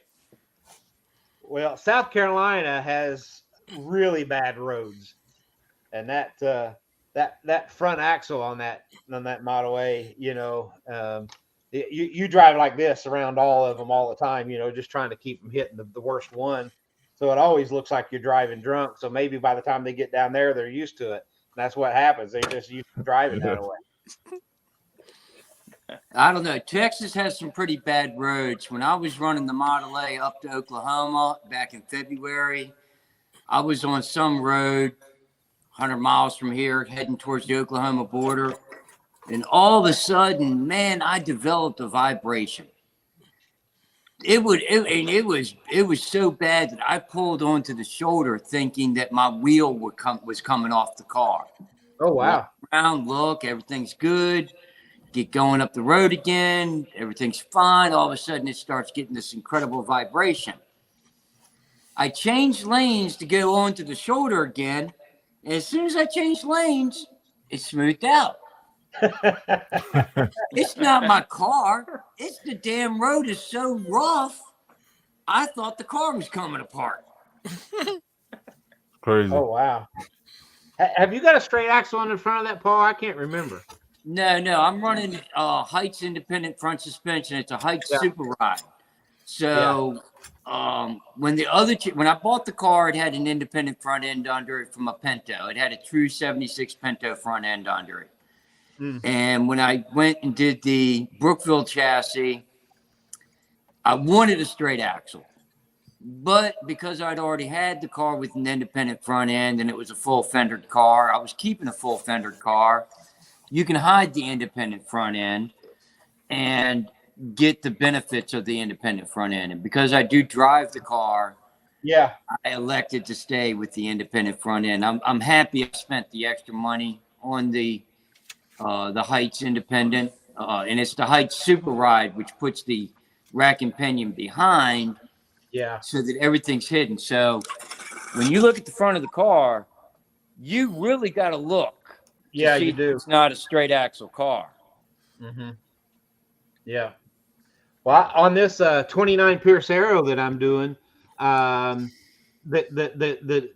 guy wanted to put juice brakes on it. It's mechanical brakes like a Model A was. But I'm telling you, them drums must be 20 inches. I mean, they're just freaking huge up there. And I was like, I don't know how I'm going to switch this over, whatever. So anyway, I got a hold of a gentleman. I had a custom axle made out of it. He took like a 43 Chevy pickup truck, and it was almost the same dimensions, except we had to move in it has parallel leaf springs. We had to just move the pads a little bit. And so that's how I'm getting around that. I'm going to put, a disc brake kit on there for him right there. But this guy takes these limos. What he does is he rents them out. So he will, it's called Top Hat Rides here in Charlotte. People rent these things for weddings, funerals, proms, or whatever. And he has drivers in old tuxedos with the top hats, and they drive them around, and he does really good with that business. So he just keeps them so tied up and rented out that he just has to keep adding cars, which is good for me. Yeah. I didn't realize you were in Charlotte. I got a bunch of family down there. Oh yeah. Yep. Oh man, come down and then come down to the shop, man. Yeah, I'm down there a couple times a year. I was supposed to be there last weekend and ended up working instead. Where are you, Jeff and Chuck? So I'm going to be down there in June, actually. I mean, I am just across the state line from Charlotte. In like I said, Rock Hill. My cousin lives in Rock Hill. Yeah, I'll be down in Mecklenburg County in June. Yeah, that's in Charlotte. Yeah, that's Charlotte. Yeah. Yeah. So, I mean, you can write my number down. Give me a call. It's if you got something to write with. Hang on, I sure do. What do you got? It's 704. 890. Right. 8412. 8412. I already have it. I didn't need it. Wait, fellas, I got to jump ship. Jeff, it's always a pleasure to have you on. Anytime you want to. Thank y'all for having me on. I had no idea what this show was about. I got to be honest, I had never seen it, and now I am a fan and addicted. I am going to be watching all the time now. No. You can come on. You're family now. Anytime you want to come on, just come on. Oh, okay. Yeah. I'll put you on the. I send out every week. I send it out through Facebook Messenger. Oh, okay. You're on Facebook, right? Yeah. Oh, yeah. So I'll put you on in the lineup, and you'll get a link every week. Oh man, yeah, cool. All right, guys. Listen, we have people come on from all different industries, manufacturers, builders, celebrities. So yeah, we just hang out, man, just like we're in a big garage talking, telling lies and all the good stuff. Well, I got to tell you, that's just something you brought up, though. There's a rule in my shop. I have about 8 or 9 chairs out there, and they've never had a lie told in them. Okay, so if you come to my shop, if you're going to tell a lie, you have to stand up. Okay. So just let you know, if you're coming to my shop, that's the only rule we have. All right, so, sounds good. Never had a lie. Yeah, so anytime you want to come on, man, just awesome. Pop in. Yeah, cool. Thanks. Y'all I appreciate you coming on. And I appreciate it. yeah, I'm gonna order some stuff off your site. Yeah, me too. Cool. Yeah, get in there to win that 32 Ford. Oh man, that'd be a blessing. But you gotta stretch it though. I'm a little tall. I need it a little bit bigger. I'm gonna That's put that okay. I know how to cut the roof off of it. There you go. Louis, what you need is just like a dome over the driver's thing, so you can sit up there. Yeah, I would love to have one of those cars. Believe me. Yeah, gurney bubble. Yeah, I love the 30s and the 40s, the gangster cars. I call them old gangster cars. Yeah, the big fenders. I love that stuff. Well, I don't like to talk very much, so as you can tell. Yeah, neither do we. All right, fellas. Hey, everybody have a safe week. And if you need anything, call Ray. Yep. All right. Thanks. All right, fellas. See you later. All right, Louis. See you later, Louis. Thanks for having me on. And I'm going to call it a night too, guys. Jeff, it's been great to catch up with you. Next time I talk to Arco, Jeff is gone already. Yeah, I think Jeff split the scene. You're talking to the wind, man. Damn.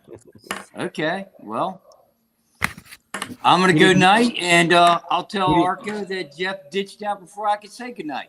Yeah. Y'all take care. All right, See you, man. Jeff didn't hear about the Late Show, I guess. Yeah. Apparently not. We confused a lot of people last week. At my I was getting texts left. Hey, where'd you guys go? When you coming back? What's going on? Ah! Oh, The lake crew was jonesing. Yeah. See, I hopped on right as it went off air. What's that, Justin? I hopped on like right after it went off air. Right. Yes, you were one of them. Where'd it go? Yeah. Lewis was trying something new because I think we've been overloading the YouTube channel. We're putting on like triple the space just from us staying on late. So, yeah. Well, that's their problem. They can hire another one of those salt mine storage unit things. Yeah. You know, So we're just appealing to a broader audience because it's eventually the Food Network. So right. Well, yeah. Speaking of that, and the haircut, I made myself a note, just like I said I would, Brian. Oh yeah. And I got to know what your wife thought about the Mother's Day clips I played with you on Motor Mouth Radio last Sunday. I'm dying to hear this. Well, it's funny because usually,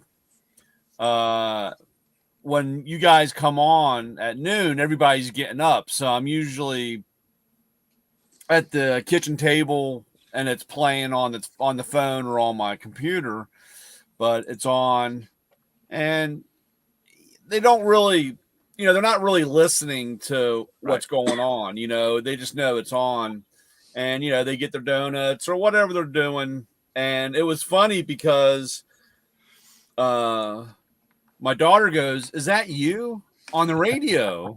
And I was like, "Yeah." And I said, when I tell them I'm calling in, I guess they just think I'm just making up something or whatever, It's right.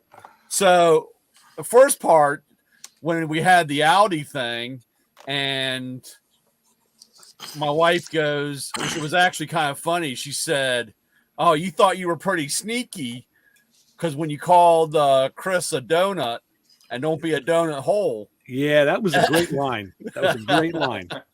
She said, and she's, my wife goes, "I can't believe you did that," and blah, blah, blah. And of course, my other daughter was like, "Well, what do you mean?" And he goes, "Your father was putting it in a real nice, calling him an asshole." Right. The donut in a donut hole, she's got this, she's talking like Poppy would. That's my dad, Right. And I said, we're just ribbing each other, going back and forth. So, and then when we went later on to where I gave myself a haircut, that was the best. And when I said I locked the door, she said the same time Chris said, "Why did you lock the door?" Yep. And I hadn't heard, the Audi one was fairly recent. It was only a couple of weeks ago, but the haircut one was back in like December. Yeah. And the beauty of putting that show together is, I save the clips every week that we're going to use for stuff like that and just put them in a folder. And then when it's time for Mother's Day, we go through it and compile it. So you hear stuff again that I kind of remembered that phone call, but I forgot the details of it. Right. And I just laughed immediately as soon as I heard it because I'm like, wow. She goes, "Well, why did you lock the door?" Yeah. And I said, "Well, I didn't want anybody to I didn't want anybody to walk in." And she goes, "Well, you were just giving yourself a haircut." And I was like, "Yeah, but you're I didn't want to flinch and like take a chunk out or whatever." Yeah. And I said, the dogs are terrible. I mean, you can't do anything and by yourself. It's like having a kid. They bust through the door when you're in there taking a leak or whatever, or anything else you're doing. Right. But the dog will just, so that's why, like I said, shut the door, because all you're doing, I'm like running the cutter along, and all of a sudden you look or turn your head and, you take a chunk out someplace where you didn't want to. And end up like Tyler over there, well, a little tight on the sides. But the underlying message and thought was a little different, and that's what made that clip so good. Right. Well, I just kind of thinking hanging a little bit, Yeah. Oh yeah, yeah. It was funny because about a year ago, my chiropractor, during the pandemic, my chiropractor, his wife started giving him a haircut, and she just buzzes the sides or whatever. But he says, "You're not going to believe this." And he turned around, and she had the cutter, I guess, on like 0, and just went up the back of his head and just took this 2-inch stripe out of the back of his head. I was like, oh, that's you're not going anywhere. No one will see you. It's okay. I can't cut mine that short. I got too many bumps and curves in the back of this thing. I have to at least allow about a 1/16 of an inch. I don't know. All right. Yeah, a little bit. I'll do it. My wife used to cut mine, but I would have to start it. I would have to take the 0 and go up as high as I wanted to start the line. Right. And then just have her follow the line around and then just blend it. Yeah. But the first time she did it, she got real nervous and she said, if I mess up, and I said, here, I'll show you what happens if you mess up. And I just zipped it right all off. And she's like, oh my God, you're an asshole. Why did you do that? I said, I was trying to show you. I said, it's an attention getter. And I was trying to show you, I'm not worried if it all comes off. If you just follow the line, we're good. If it's crooked, we take it all off. We try again next time. And my hair grows so fast anyways, but it just started getting tiresome for her to cut it. So I started going out and just getting it cut. Yeah. Give her a break. Yeah. That's cool. So, Brian, do you remember a couple of years ago now, I had shown a picture of a car to John. It was a Firebird.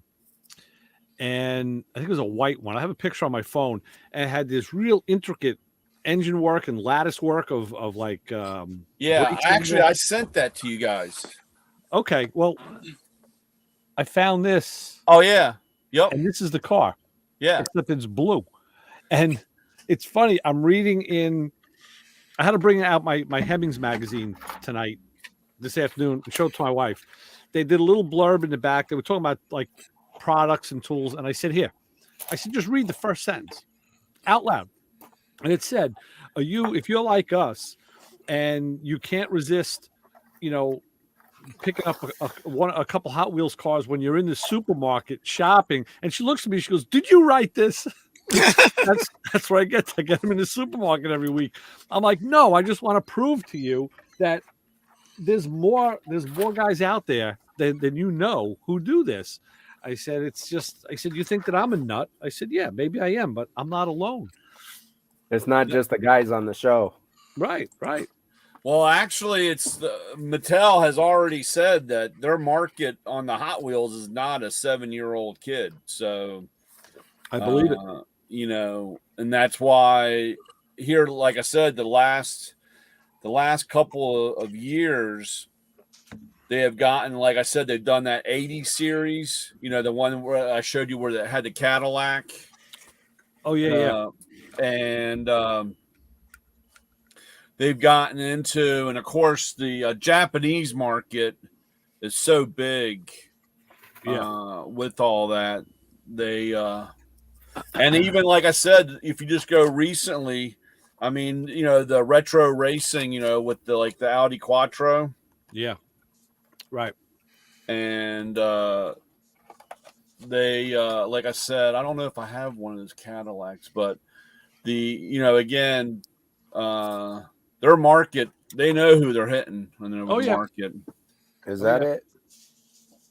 No. That's it's the retro. It's a Cadillac. It's a 80s Cadillac Seville. Oh, okay. It's got the, I don't know if I have one really handy. But it's kind of. I'm looking for that Trans Am. I have it in white. Yeah, the first one was white. Oh, okay. That Trans Am. The first one was white. That was what is that called? Street. That was one of their where they took a real car and done. That's like that Volvo gasser that you got, Ray. Yeah. That's part of that series, I think. It says HW modified. Hot Wheels modified, yeah. Yeah, it says on the back, says on the front, nothing about street. The very first one, the white one, had the street whatever festival or whatever it was. Yeah, it's a 2 of 5, but yeah. Yeah, I thought that was pretty cool. Yeah. So All right, that's good. Unrelated. Before I forget, Tyler, I have a question that maybe you can answer. Okay.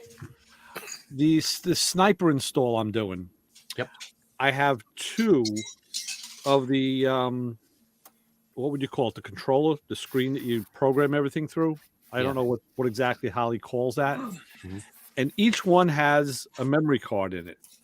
So I actually just popped these in the computer to see what was on there, and there's all sorts of data. These were already run on somebody's car. When I had the Holly Tech on the phone the other day, I forgot to ask him this. Is this like if I run the car with this chip in that controller, is it going to try to set the car to these parameters, or will it automatically overwrite?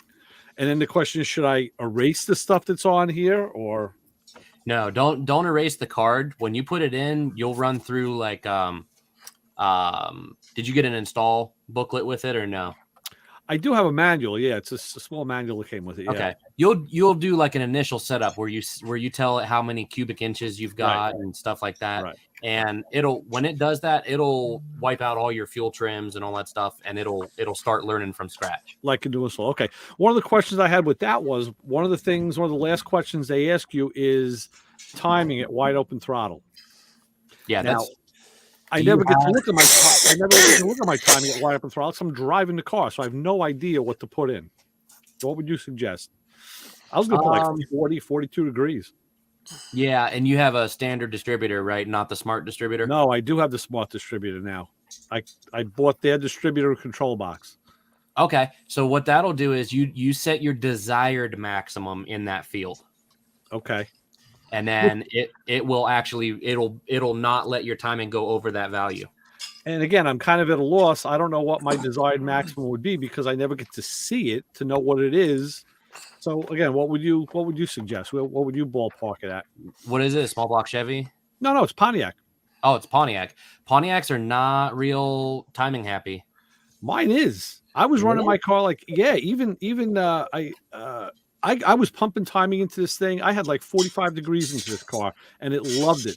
The more I put in, the better it liked it, and it never pinged. That's pretty unusual for a Pontiac motor. Yeah, and that's with a Petronix electronic distributor, and the 2 Edelbrock carburetors. Yeah, I was amazed. I thought there was something wrong because the more timing I put in, the better it ran. Yeah, you verified your marks that the zero's on zero and. Yeah, I'm using I forget whose it is. It's an aftermarket dampener with the marks engraved on it. So it's not a tape. Yeah. So yeah, I don't know what to put in there for. I guess I could always. I don't know. You might have to just do some trial and error. Yeah. Because like I said, being that it was a Pontiac motor, I would set that really conservative if it was here, but. You already know that motor was pretty timing happy, so maybe set it up like a small block Chevy and see how it does. Yeah. I saw some pretty cool tuning videos on YouTube about setting the IAC and setting the the IAC rate. Mm-hmm. They say like between 2 and 10%, and and like that. That was something that they didn't. I don't think they mentioned that in the book. So that's pretty good. Yeah, I like seeing that, and it makes a big difference too.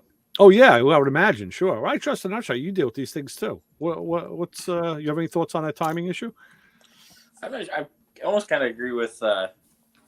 You almost have to just kind of trial and see. I mean, if you kind of know what it seems to like. Yeah. Well, now the thing is with the controller, I can see what the live data is as I'm driving it. That car they left the ALDL out of the 65 Pontiac, so I can't really use my scanner, so I can't read the live data. But now I will be able to. So. Yep, and you can log it too with that screen. Right.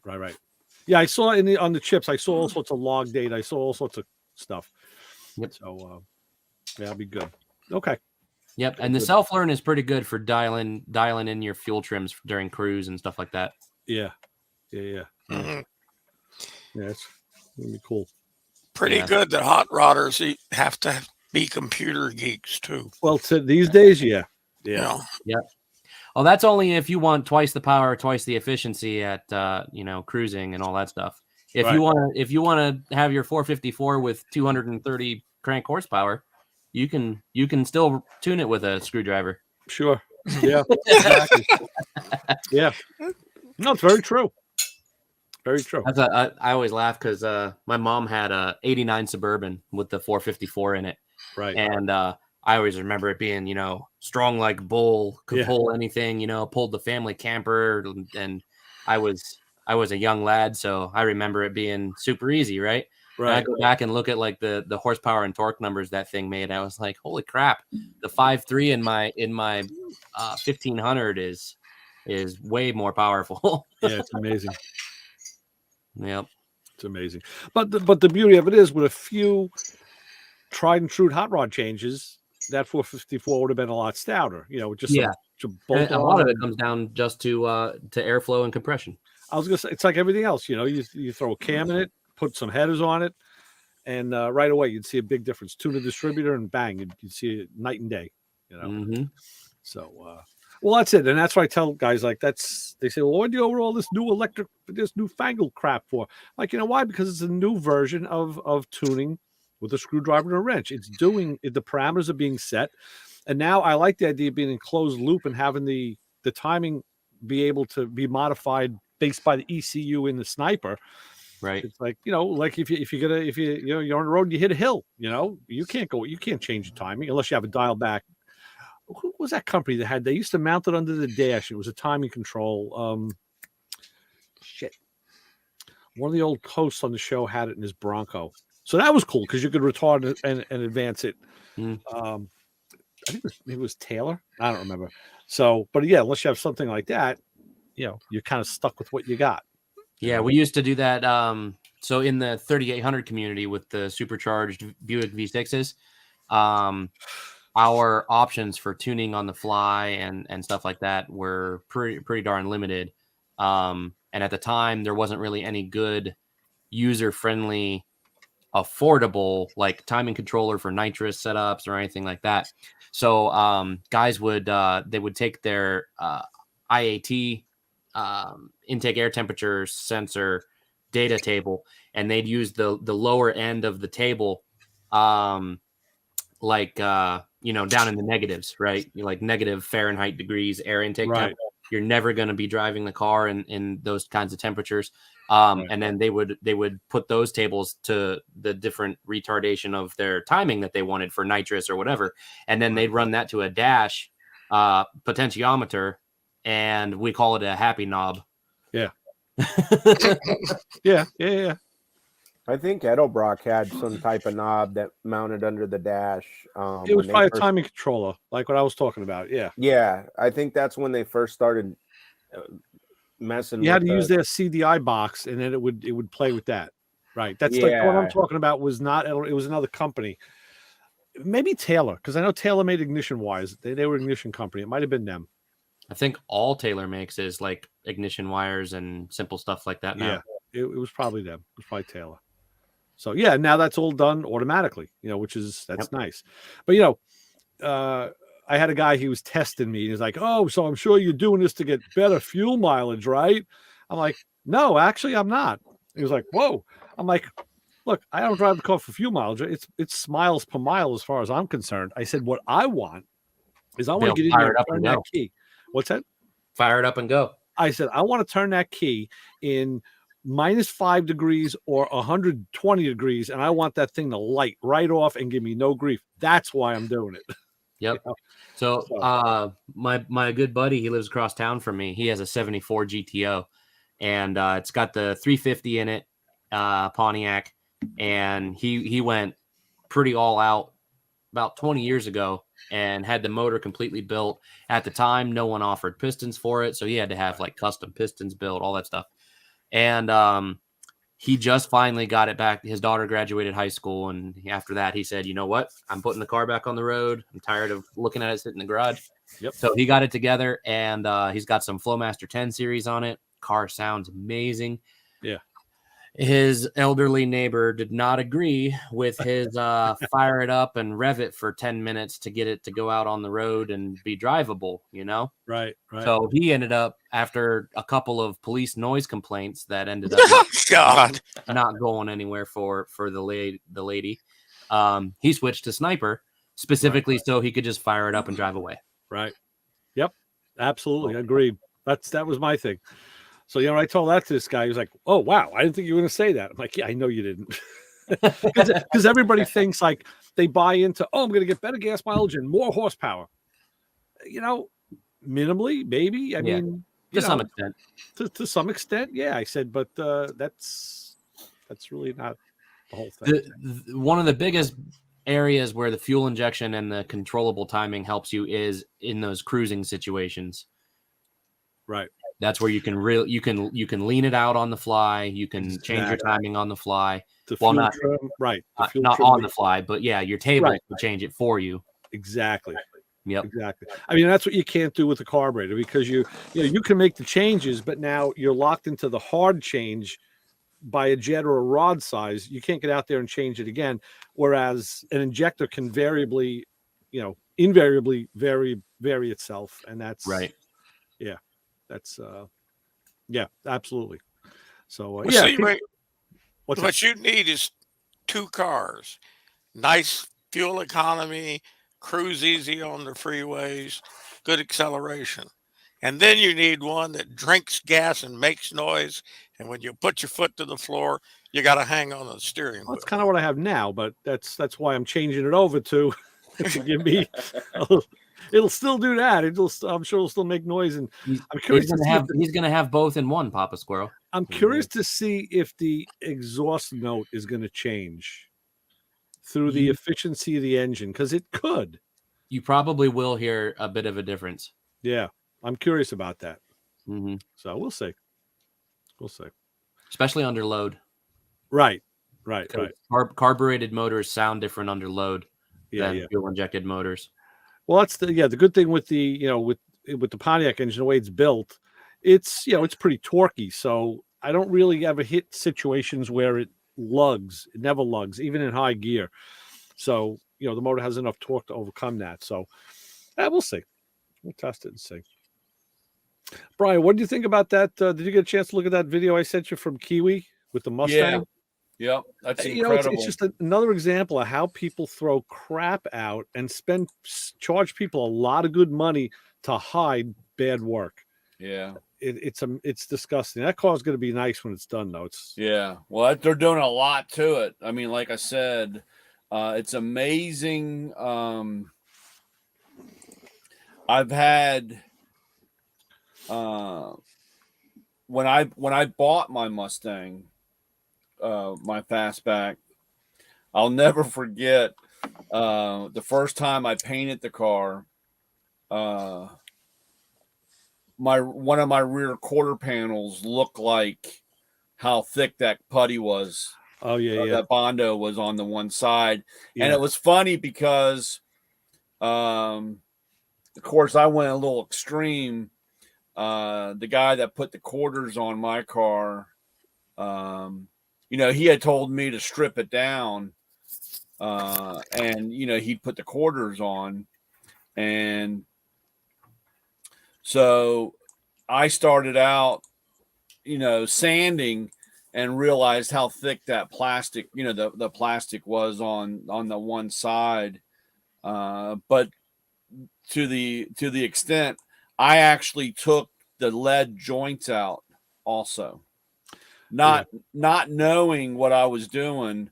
Right. There was a lot of lead on the fastbacks especially around the back and around how it curves. Yeah. There's a lot of lead work. And of course up on the roof. And when I took it, the guy's name was Leroy. He had a body shop in Rockville, and he had done a lot of cars for World of Wheels. I mean, he was a hell of a body guy. When I took it to him, or when he came to go pick the car up, he asked me what the hell I did. And I said, well, you told me to strip it. Yeah. And I hit the soft area, and I thought it was plastic or whatever. And I just chiseled it all out. And he was like, well, you just add about 3 more days of work putting the lead back in, Yeah. And it's funny. It's funny to say, because my car had a quarter put on it. I got my car in 75, and it had a right quarter. It was kind of fresh at the time. And only when the car finally went through body work and we stripped it did I see they didn't put a lot of Bondo on it because it was pretty clean, but they had brazed it. They lapped it over the top, left it like it's a 1/4-inch gap and brazed it, which is the way they did it back in the 70s. They just to get it done. And I luckily, was really moisture. I was really impressed. Not bad. That's cool. It's like a tie-dye, Isaac? Yeah. No, it's flames. Okay. Yeah, flames. Okay. I was really, when Leroy did mine, I was really impressed because, like I said, they didn't put a quarter on mine. They just, screwed and pulled with a slide hammer and then filled it in with plastic. Right, and I'm really surprised the plastic how thick, because he said, that you don't, when you have over an inch or an inch and a half of plastic like that. There was that much? Oh, yeah, it was incredible. I mean, it was incredible. Wow. I thought my Challenger was bad. I had my friend, my buddy TJ, take it to his body shop, and he was running through it, stripped the car, and was going to align the panels and get it in prime. And he did. But we had it at the house here first. We were working on it, and I had a problem with the door. The driver's door caught the fender, and then I really laid into it. I was pissed, so I bent the door back pretty bad. But he goes, let's see if we can adjust it. So the fender had no more adjustment in it. So he did the body man's trick, and he took a reamer, chucked it in his drill, and he just hogged out the hole to give him more space. Yeah. Of course, now that brings you away from the hood and everything. But he still couldn't get what he needed. And he goes, wait a minute, I got to take this fender off. We got to see what's going on. And we determined the car was hit in that fender because now the inside of the fender was yellow and the car was red. So it was a replacement part. But we saw that that edge of the firewall and like where the torque box would be, that had been crushed in and never really repaired. And that's why the fender was following that line. So because of that, at the bottom of the fender, there had to be like 3/8 of an inch of Bondo because the fender was too far in and they just built it out. He goes, you know what?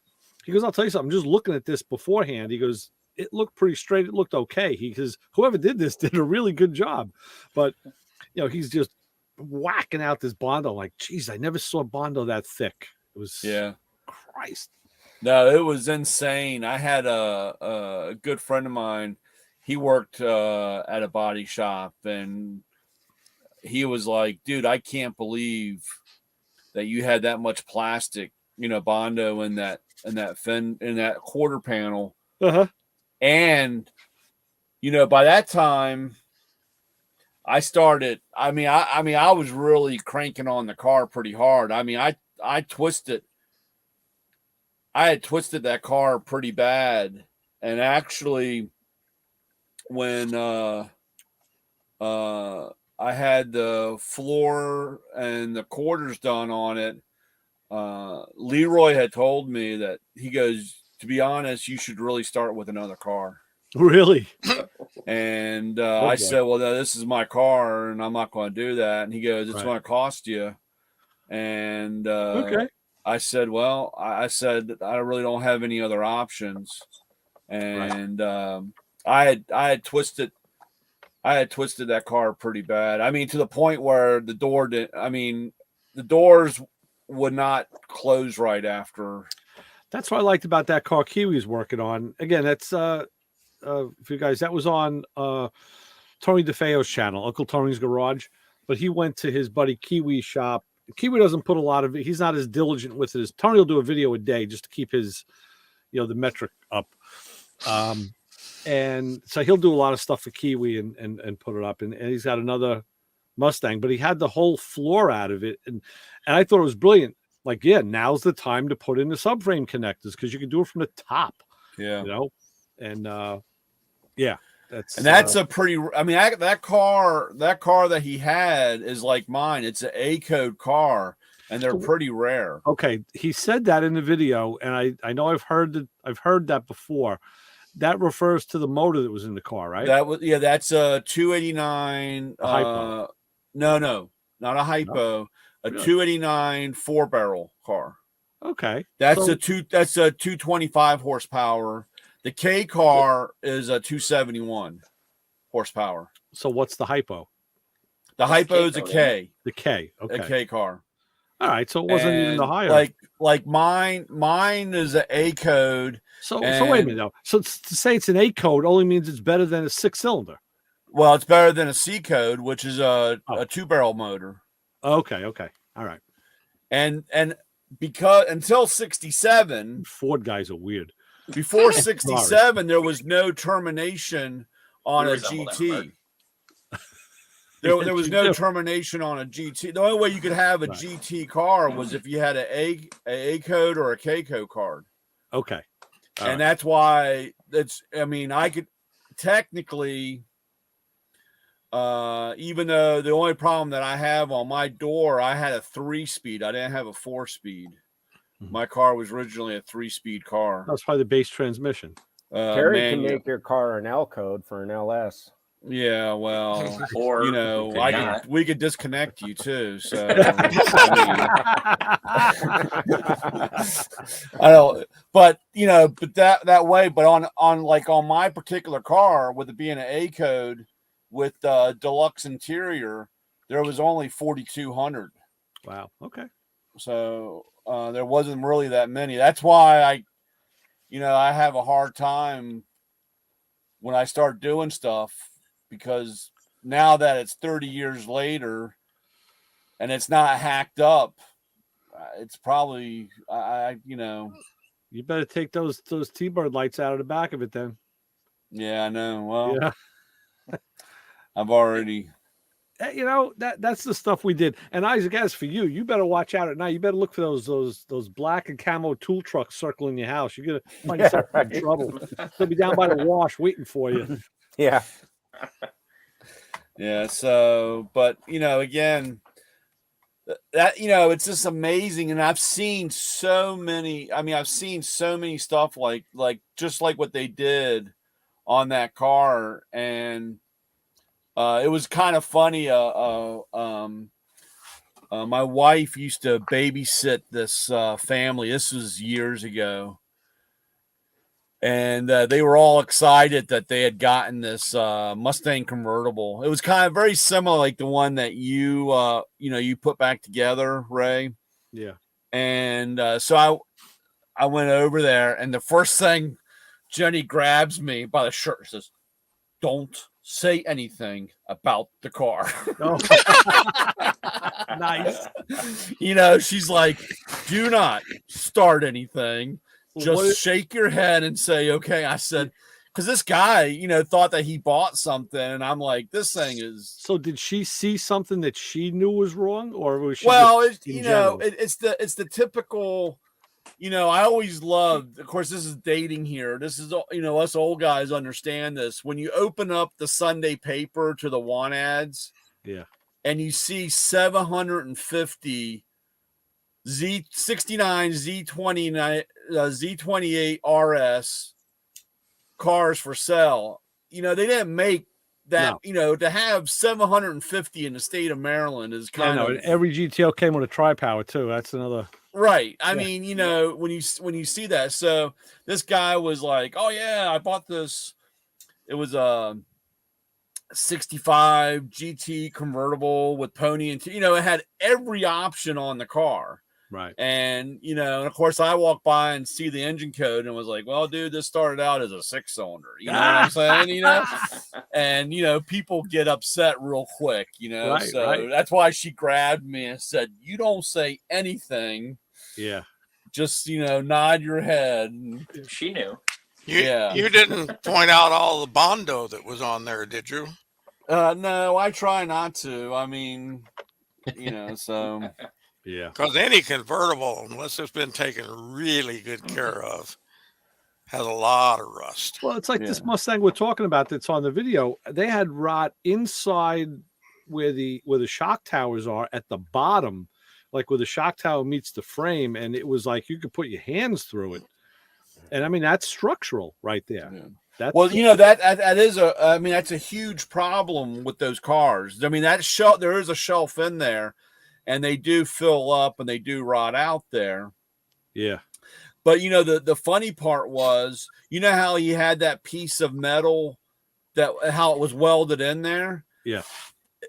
In the handbook on how to stiffen those cars up, they sell a piece of metal that goes in there. So a lot of people cover all that stuff up and they lay that metal in there. And it's like, well, you kind of made it, you gave the strength kind of back to it, but you didn't make it any stronger. He said it was only like 20 gauge. It was like, oh yeah, well that wasn't the kit that they sell. No, that wasn't the kit. No, but I mean, I do know people that will take a old hood and they cut those. They take I have a book on how to make your Mustang handle, type thing, and it has that template in there.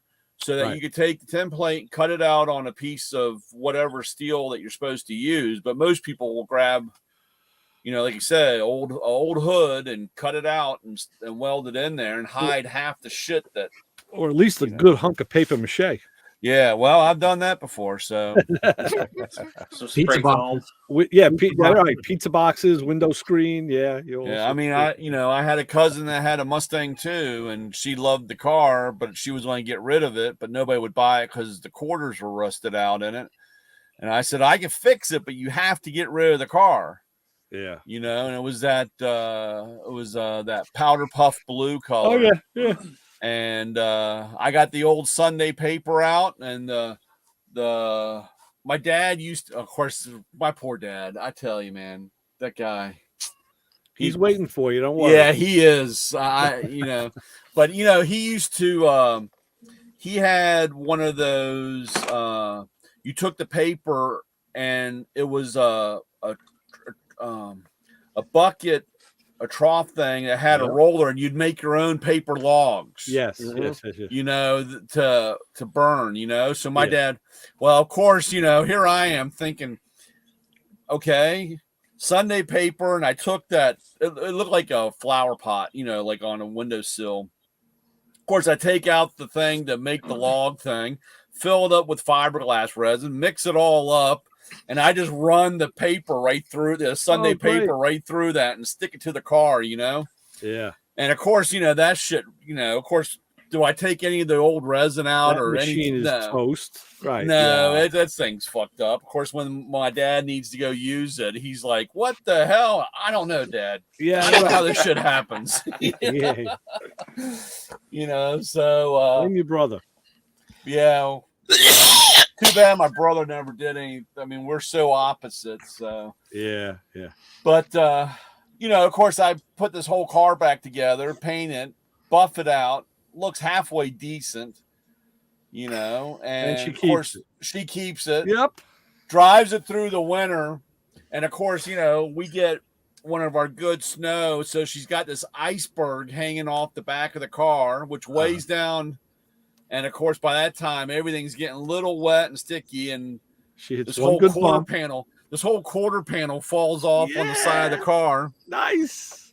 So she comes back over and she goes, "Can you put this back on the car?" And I said, "What do you mean? Can I put this back?" She opens the trunk up, and there's this iceberg and all the paper stuck to it. You know what I'm saying?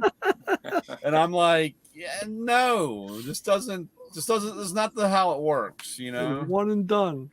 Yeah, so no, my dad hasn't bought a new log roller. No, right. Justin, what's new at the shop? It's been a little quiet this week. We got quite a bit going on, really. I've been catching myself. I've been almost too busy and forgetting to snag pictures and stuff. Yeah, I hear you. Yeah, I got a few things I got to catch up and post on, but no, we're staying busy. It's that time of year where we're getting some cars out, getting miles on them, and nice getting things shipped. The Bronco project we got moved under its own power today. Cool. So it went right to the exhaust shop, and then now it's back. It's actually going to a car show on Saturday. All right. We got another one on Sunday as well. You got any customer vehicles down at the F100 Nationals this week? No, I wish we did. We actually did finish up a pretty cool F100 last fall. but instead of going down south, it went up north. It's up in up the Upper Peninsula. Really nice little 390 powered F100 long box truck. Yeah. Nice. Yep, we did a body and paint and a few upgrades on it. One of my Pretty cool to ride. customers is taking his down there. I did a Nice. turbo kit on it for him. Nice. Yeah, we can see what the 94 Sierra, the LS with the supercharger on it. That one should be delivered this weekend. We're gonna take it to that show Sunday and then drop it off at the guy's house. We've been putting some miles on that. That's a fun truck. Really fun. Had the PT Cruiser out on the road a few times. Mm-hmm. That's pretty wild. Well, gentlemen, I'm about to fall asleep sitting here, so I think I'm gonna call it a night. All righty. See you, man. I'll see you guys next week. Okay, Tyler. All right, Be later. safe. So take care. See ya. Yeah. Stuff is happening. Things are going on. Oh, It's yeah. good. Like It's I good said, to know. Getting stuff out. Trying to get some new stuff in, and like I said, just staying busy. Yeah, that Right. PT Cruiser, that's pretty wild. I was just talking about that with somebody, and I was explaining it, and like, what? Really? I'm like, yeah, you got to see this thing. It's sick. So, the first time I took it out on the road, I'm just cruising. I'm just laughing. I'm like, I know I'm in a PT Cruiser. It doesn't sound like it. It doesn't feel like it. If you're sitting inside, it looks like it, but Yeah. then you step on the gas and it's loud and you move. Right. Yeah. Right. Like the thing just it's obnoxious and awesome at the same time. That's cool. That's what a hot rod should be. Mhm. That's what they should be. Any moving around the Audi this week, Brian, or were you too busy? No, I was a little busy. We had a it was actually kind of funny. Brianna's Camry, her blower motor went out. So I got the urgent phone call. My AC stopped. I have no AC. And I was like, well, what do you mean you have no AC? She goes, it doesn't work. And I said, well, does it blowing out any air? No. I said, well, does it work on the first speed or fourth? Because, a lot of them will default to just high or whatever, Low. or low. I mean, we won't have any If the resistor goes, then you'll have just high. Yeah. Yeah. So she's like, it doesn't work at all. There's no air blowing. And I said, okay. I said, well, probably a blower motor. I said, all right, no problem. We'll look at it tonight when you get home. And so, of course, I go out there and I give it the old smack on the blower. And, of course, it comes on, And she goes, oh, great, it's fixed. And she jumps in the car and takes off, And I'm like, it's really not fixed, but okay. It's funny. I got a very similar call today. My daughter, the Volvo that I sent down to North Carolina, she's telling me now that there's a problem. Her fiance drives it. She says the AC isn't working. And Kevin's going to go out and he wants to get some. So, of course, my wife is diagnosing the problem. I'm like, oh, yeah. Oh, so they're talking about it being low on coolant. I'm like, oh, okay. I said, they have the coolant AC in there. That's good. I said, because all the ones I work on have refrigerant in them, And I said, so if he's looking to put coolant in the system, he should stay away and back away from the hood. Don't even open it. And so I was going back and forth with her on a text. I said, listen, it's a high pressure system. If you don't know what you're doing, you don't want to over pressurize it, you can get hurt. And I said, could it be something? I avoided the word stupid because I didn't want to sound like I was calling him stupid. I said, could it be something ridiculous or silly, like there isn't a button pushed like the AC button? I said, it's a Volvo. Well, remember that this car has got some weird stuff. I said, I gave you the owner's manual. Look it up on how to use the AC system. I said, maybe it's just something that you missed. I said, and I said, there's an electrical component like the blower. I said, and then there's the gas and all. And she was going to wait for me to get down there. I said, listen, go down there to his cousin who's got the shop. I said, I told you, I felt kind of bad sending this thing out before I really got to vet it. I said, but now you're on your own. You've had me all these years working on your car, and now you're on your own. I said, you know what? You're gonna have to just have it checked out and have a set of gauges put on it and see what it is. You know, it's I don't know. I said, well, didn't you check that before you said it? I'm like, no, it was like March. I said, I didn't check the AC in March. I was concerned you had heat. You know? Yeah. So the funny part was, they have like, well, I couldn't, after smacking the blower motor a couple times, I couldn't get it to work, and they have a fuse that, but it's like, I don't think I brought it down. It's like Like a fusible link.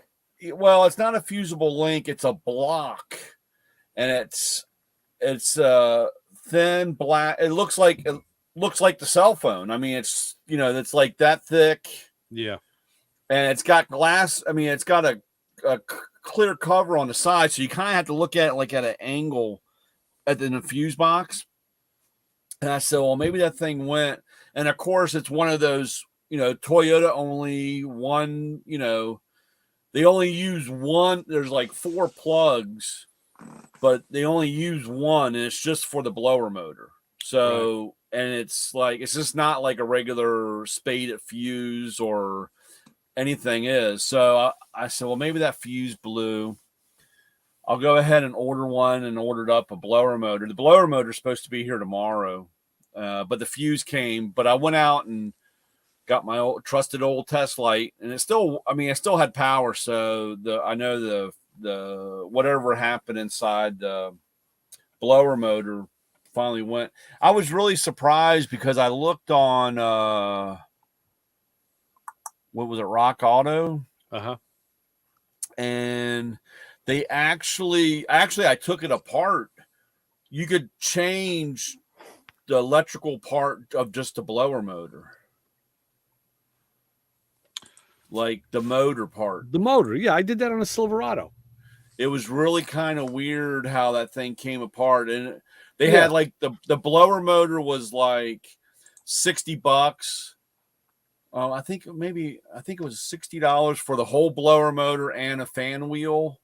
But you could buy just the electrical part. It was like redoing like the like a Bosch alternator, where you could, how the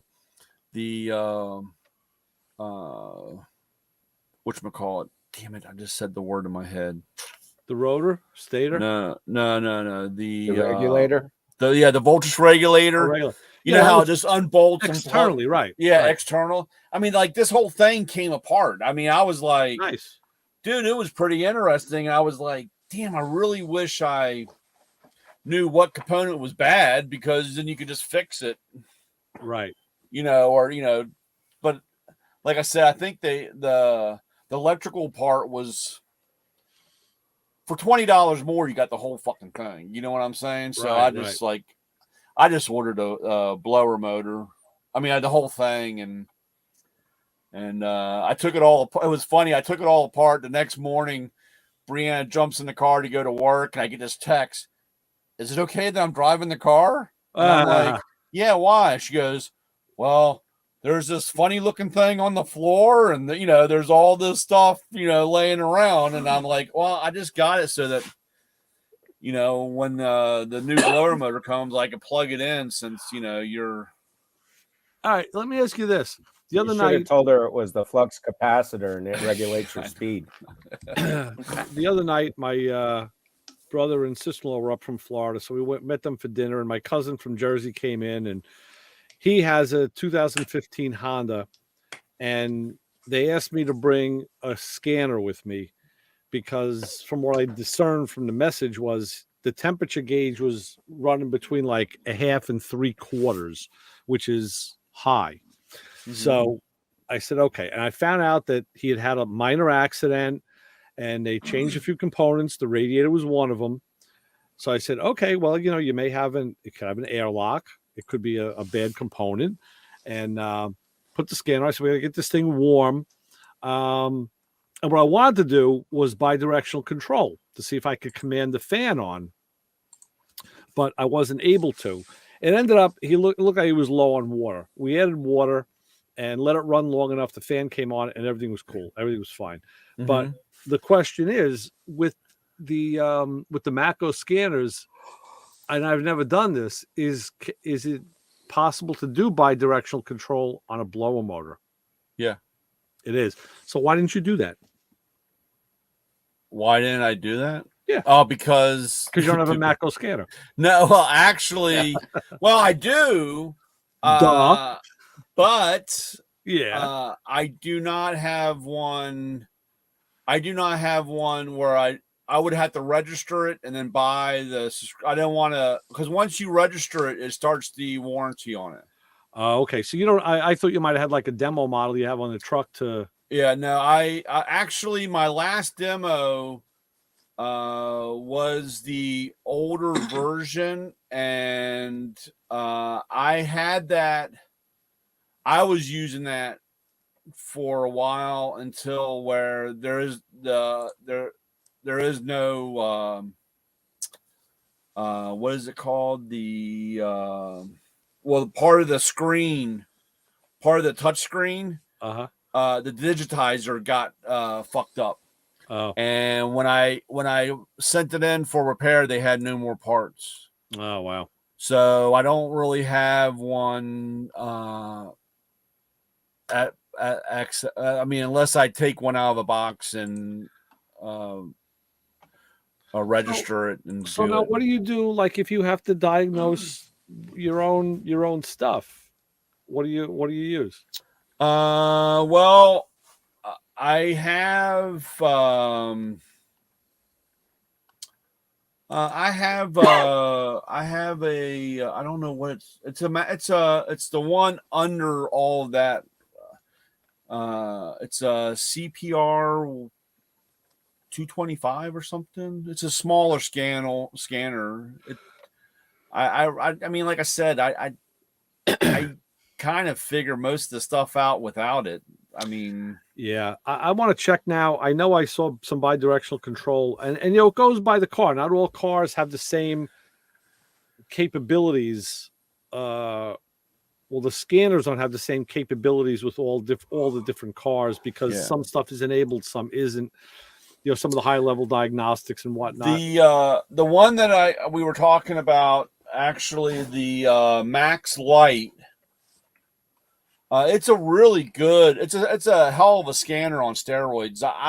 I've used it. I mean, actually, I used it today on the tool truck.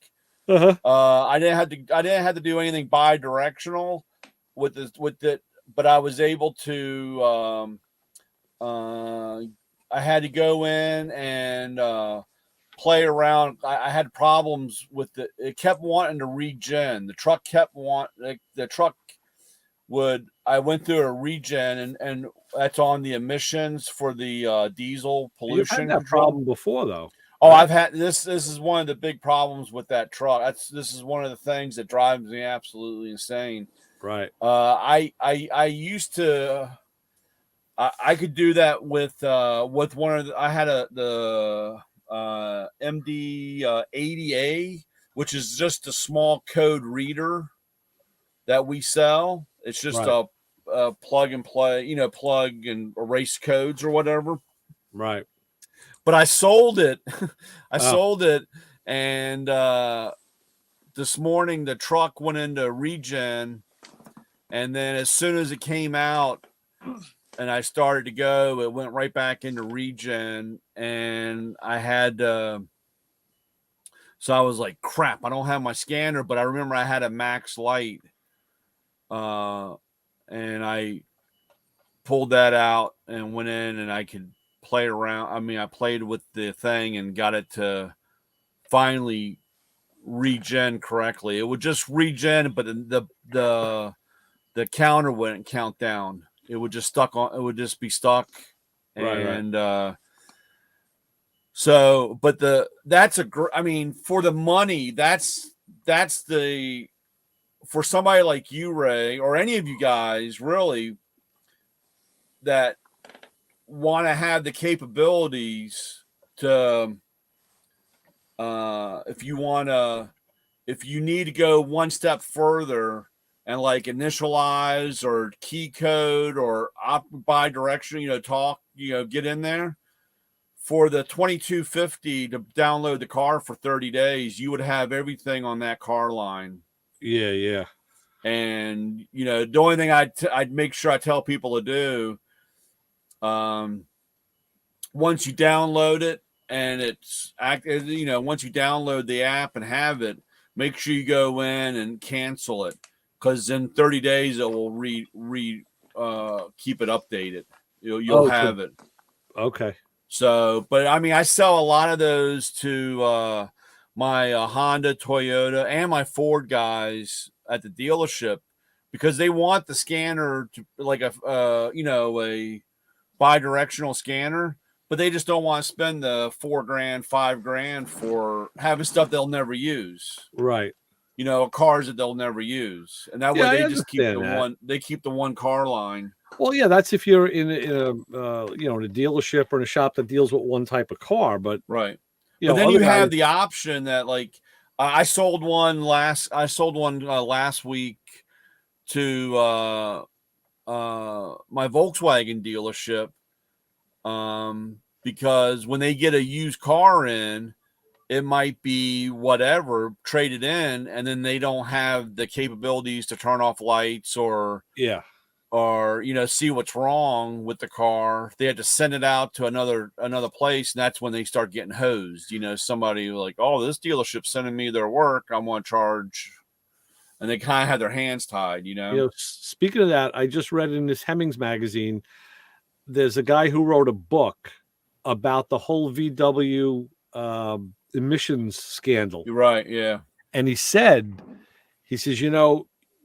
I had no idea this was as deep and as far spread as it is. And Porsche was involved on some degree, and he was naming. He says, you got to read the book to see. I was like, I want to get this book and see, like what the hell they were doing and why. It's sounds interesting. That it was a much deeper story apparently. Than it was really,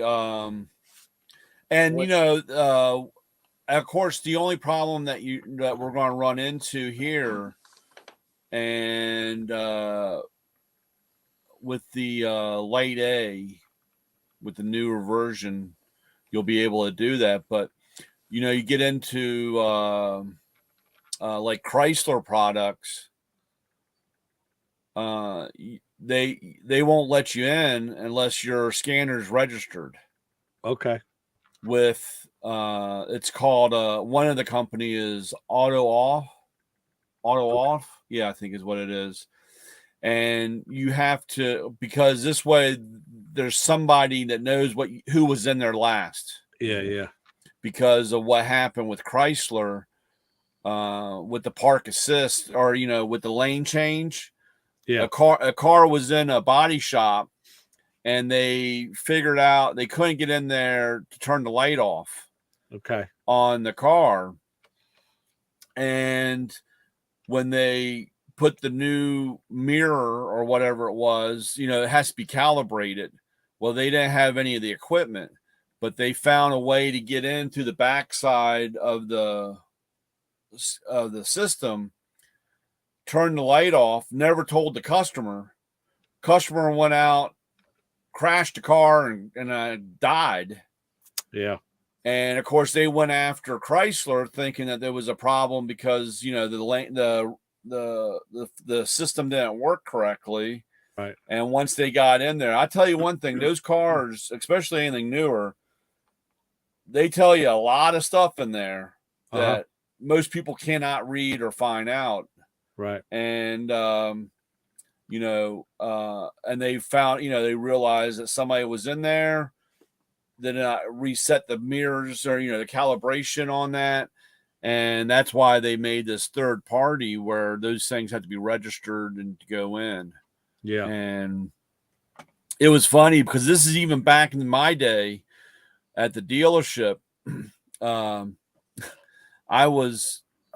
take a new car out and I'd run it through the paces and downshifting it through the gears. Well, I'd set a check engine light.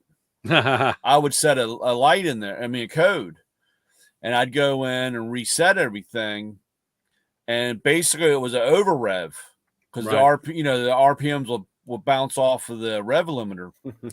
And so I went to school and I was talking to Chris. I was like, hey, I got this code and I can't seem to erase it. And he's like, well, what's the code? And I told him the code. And he's like, don't be doing that. And I was like, why? He goes, that's an over rev thing. So if something happens to that car and we go in there, the factory goes in there, we could tell that the guy downshifted and missed the gear. Uh-huh. And I was like, oh, well, there's a few of them out there with that already in there. Yeah. So, oops. Yeah. So, take it easy on the downshift there, boys. Yeah, yeah. Well, but, with that lane assist, I mean, that's nice. That's nice. It's got a thing that beeps and everything.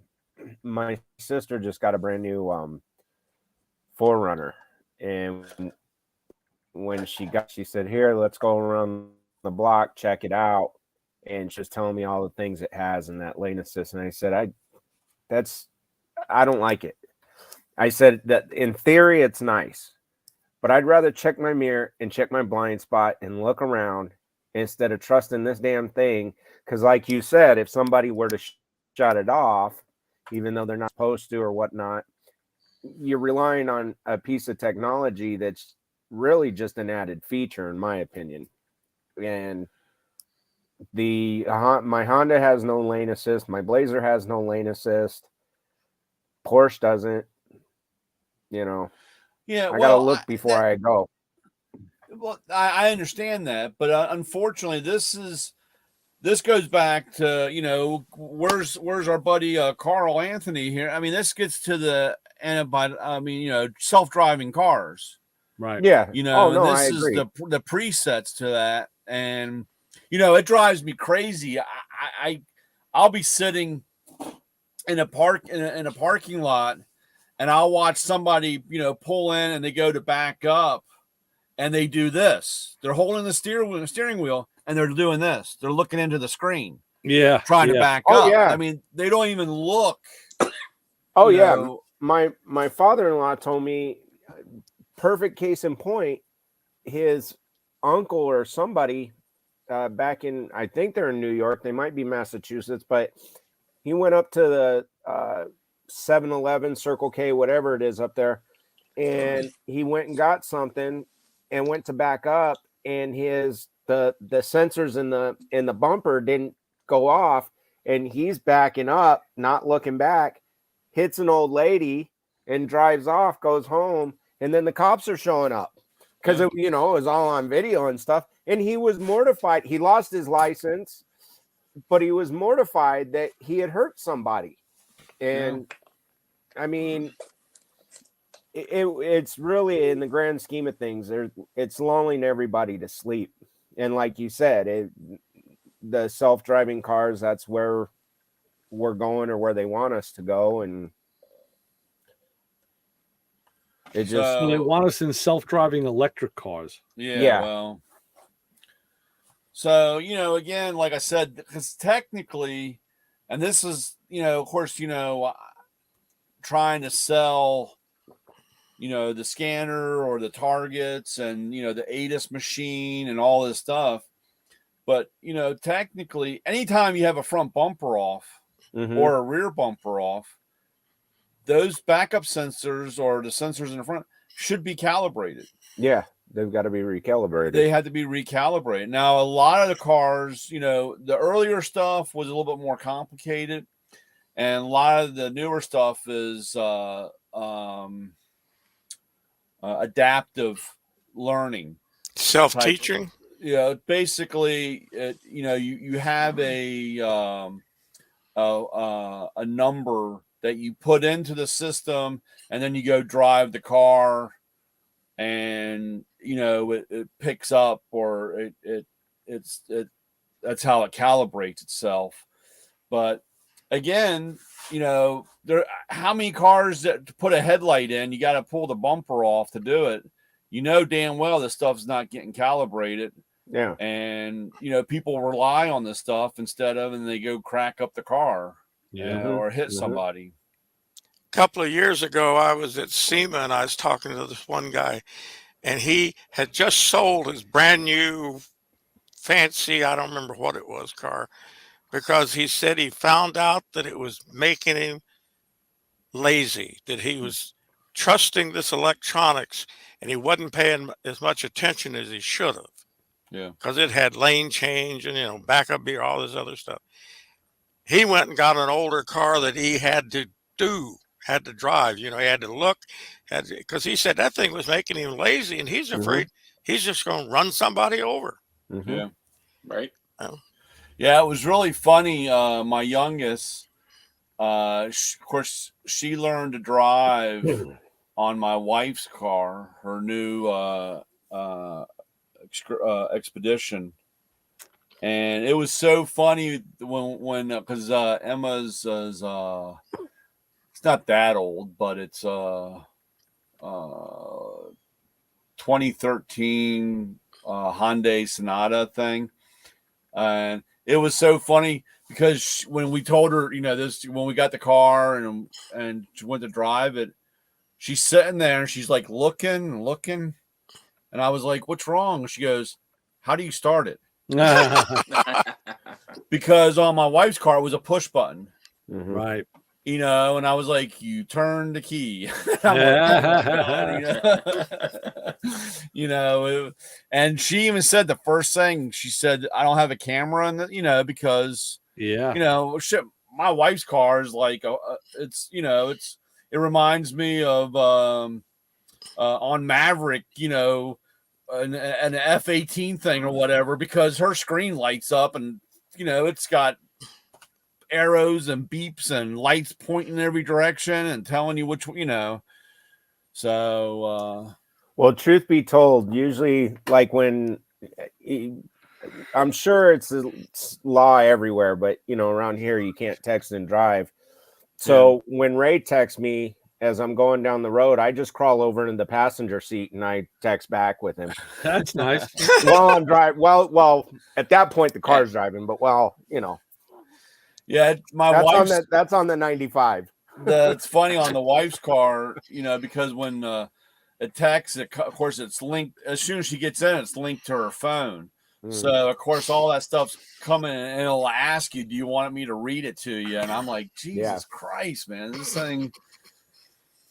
Yeah, the new stuff will read it. And you can talk the text. When I went up to Rhinebeck the last week with my buddies, we were in his new Blazer, and the radio was on, but every once in a while something would come through, and it was a text from his wife or his son or whatever, and I said, "Oh, so that's how you guys do that? You can reply to this right through the radio. It's talk to text, but you just do it like that. That's why I always wondered." And he goes, "Oh yeah, they make it real easy for you." I'm like, "Yeah, damn." Not for me, the way I mispronounce words and spell things and sound. Yeah. It doesn't. If you ever get a message or blah blah help, that's me. Yeah. Because we always rent a car each year when we go to Texas, because I don't want to put those couple of 1,000 miles on the car we're towing behind the motorhome. So we get these nice, not fancy, but, and we got upgraded once. I'm never going to take another upgrade. This thing, every time we got close to the center line on the freeway, it'd start hollering at you. Yeah. You're too. And I'm like, what if I want to get over there? I don't like those. We finally found the booklet hidden in the spare tire area so we could turn it off. I can go you one better than that. I had an upgrade last trip down south to this Caddy, which I actually fell in love with. But all that ADAS stuff is adjustable, so you can have it be more or less sensitive. You just got to go in. So I was actually looking for the book. No, now you got to go through the touch screen. It's a digital copy of the manual. I'm like, oh man, I want to flip pages and go back. Like, shit. That's the only thing that drives me crazy. Like the scanner, our scanner, the Maximus line. Uh-huh. I get asked every time. They'll say, where's the owner's manual, or where's the booklet, and it just comes with a quick startup guide, to register and put in. But then of course we have a little toolbox symbol. You hit the toolbox symbol and there's your updates and blah, and there's an info section. You hit that, then you bring up, and there's the manual. And they're like, it's on the computer. I said, dude, it's on. And they actually we have the majority of all the videos from YouTube on it, because I tell people all the time, I said, go to YouTube, type in, Mako Maximus scan tools, and there's hundreds of videos on what, on how to do what you want to do, what car you want to do. There's just so much information there. I said, you can go through that. I said, now we even have it on the scanner so you can watch it. That's like I was saying. I've been seeing more informative videos on YouTube on the Holley Sniper. They have all the installation videos, but now I guess I got to the next level because I'm watching all these tuning videos. Yeah. And guys are saying, look, you have it set up, your car's running, which mine isn't yet, but they're saying now you're going to want to get in there and do a little tuning and do a few little tweaks. And of course, the one guy was saying, the best way to do it is use the USB cable and bring it out to a laptop and look at the full map. That's another step above. You really got to know what you're doing for that. But just the stuff that I'm seeing, the stuff you can do through the handheld that they don't tell you about is, again, like how to set up the IAC and your idle speed. It's not in the manual. You are pretty good at it, Ray, and I'm just saying this just because I just want to make sure I said this, but make sure you have your notebook. Oh yeah. And when you start out, because you're going to find yourself like, this is, we'll just use general, like you'll set yourself up and you'll say, oh, this ride, I like the way this rides, or I like this. And you're going to say, oh, well, maybe I'll just tweak it. And it could either go better or worse, but then at least you know where to go back to without, I made that I've made that mistake before where you think you're going to remember where you started. And, I've gotten so bad, or I've gotten so much better, like I said, where now I write stuff down or numbers so where I can start out. Right. Oh yeah.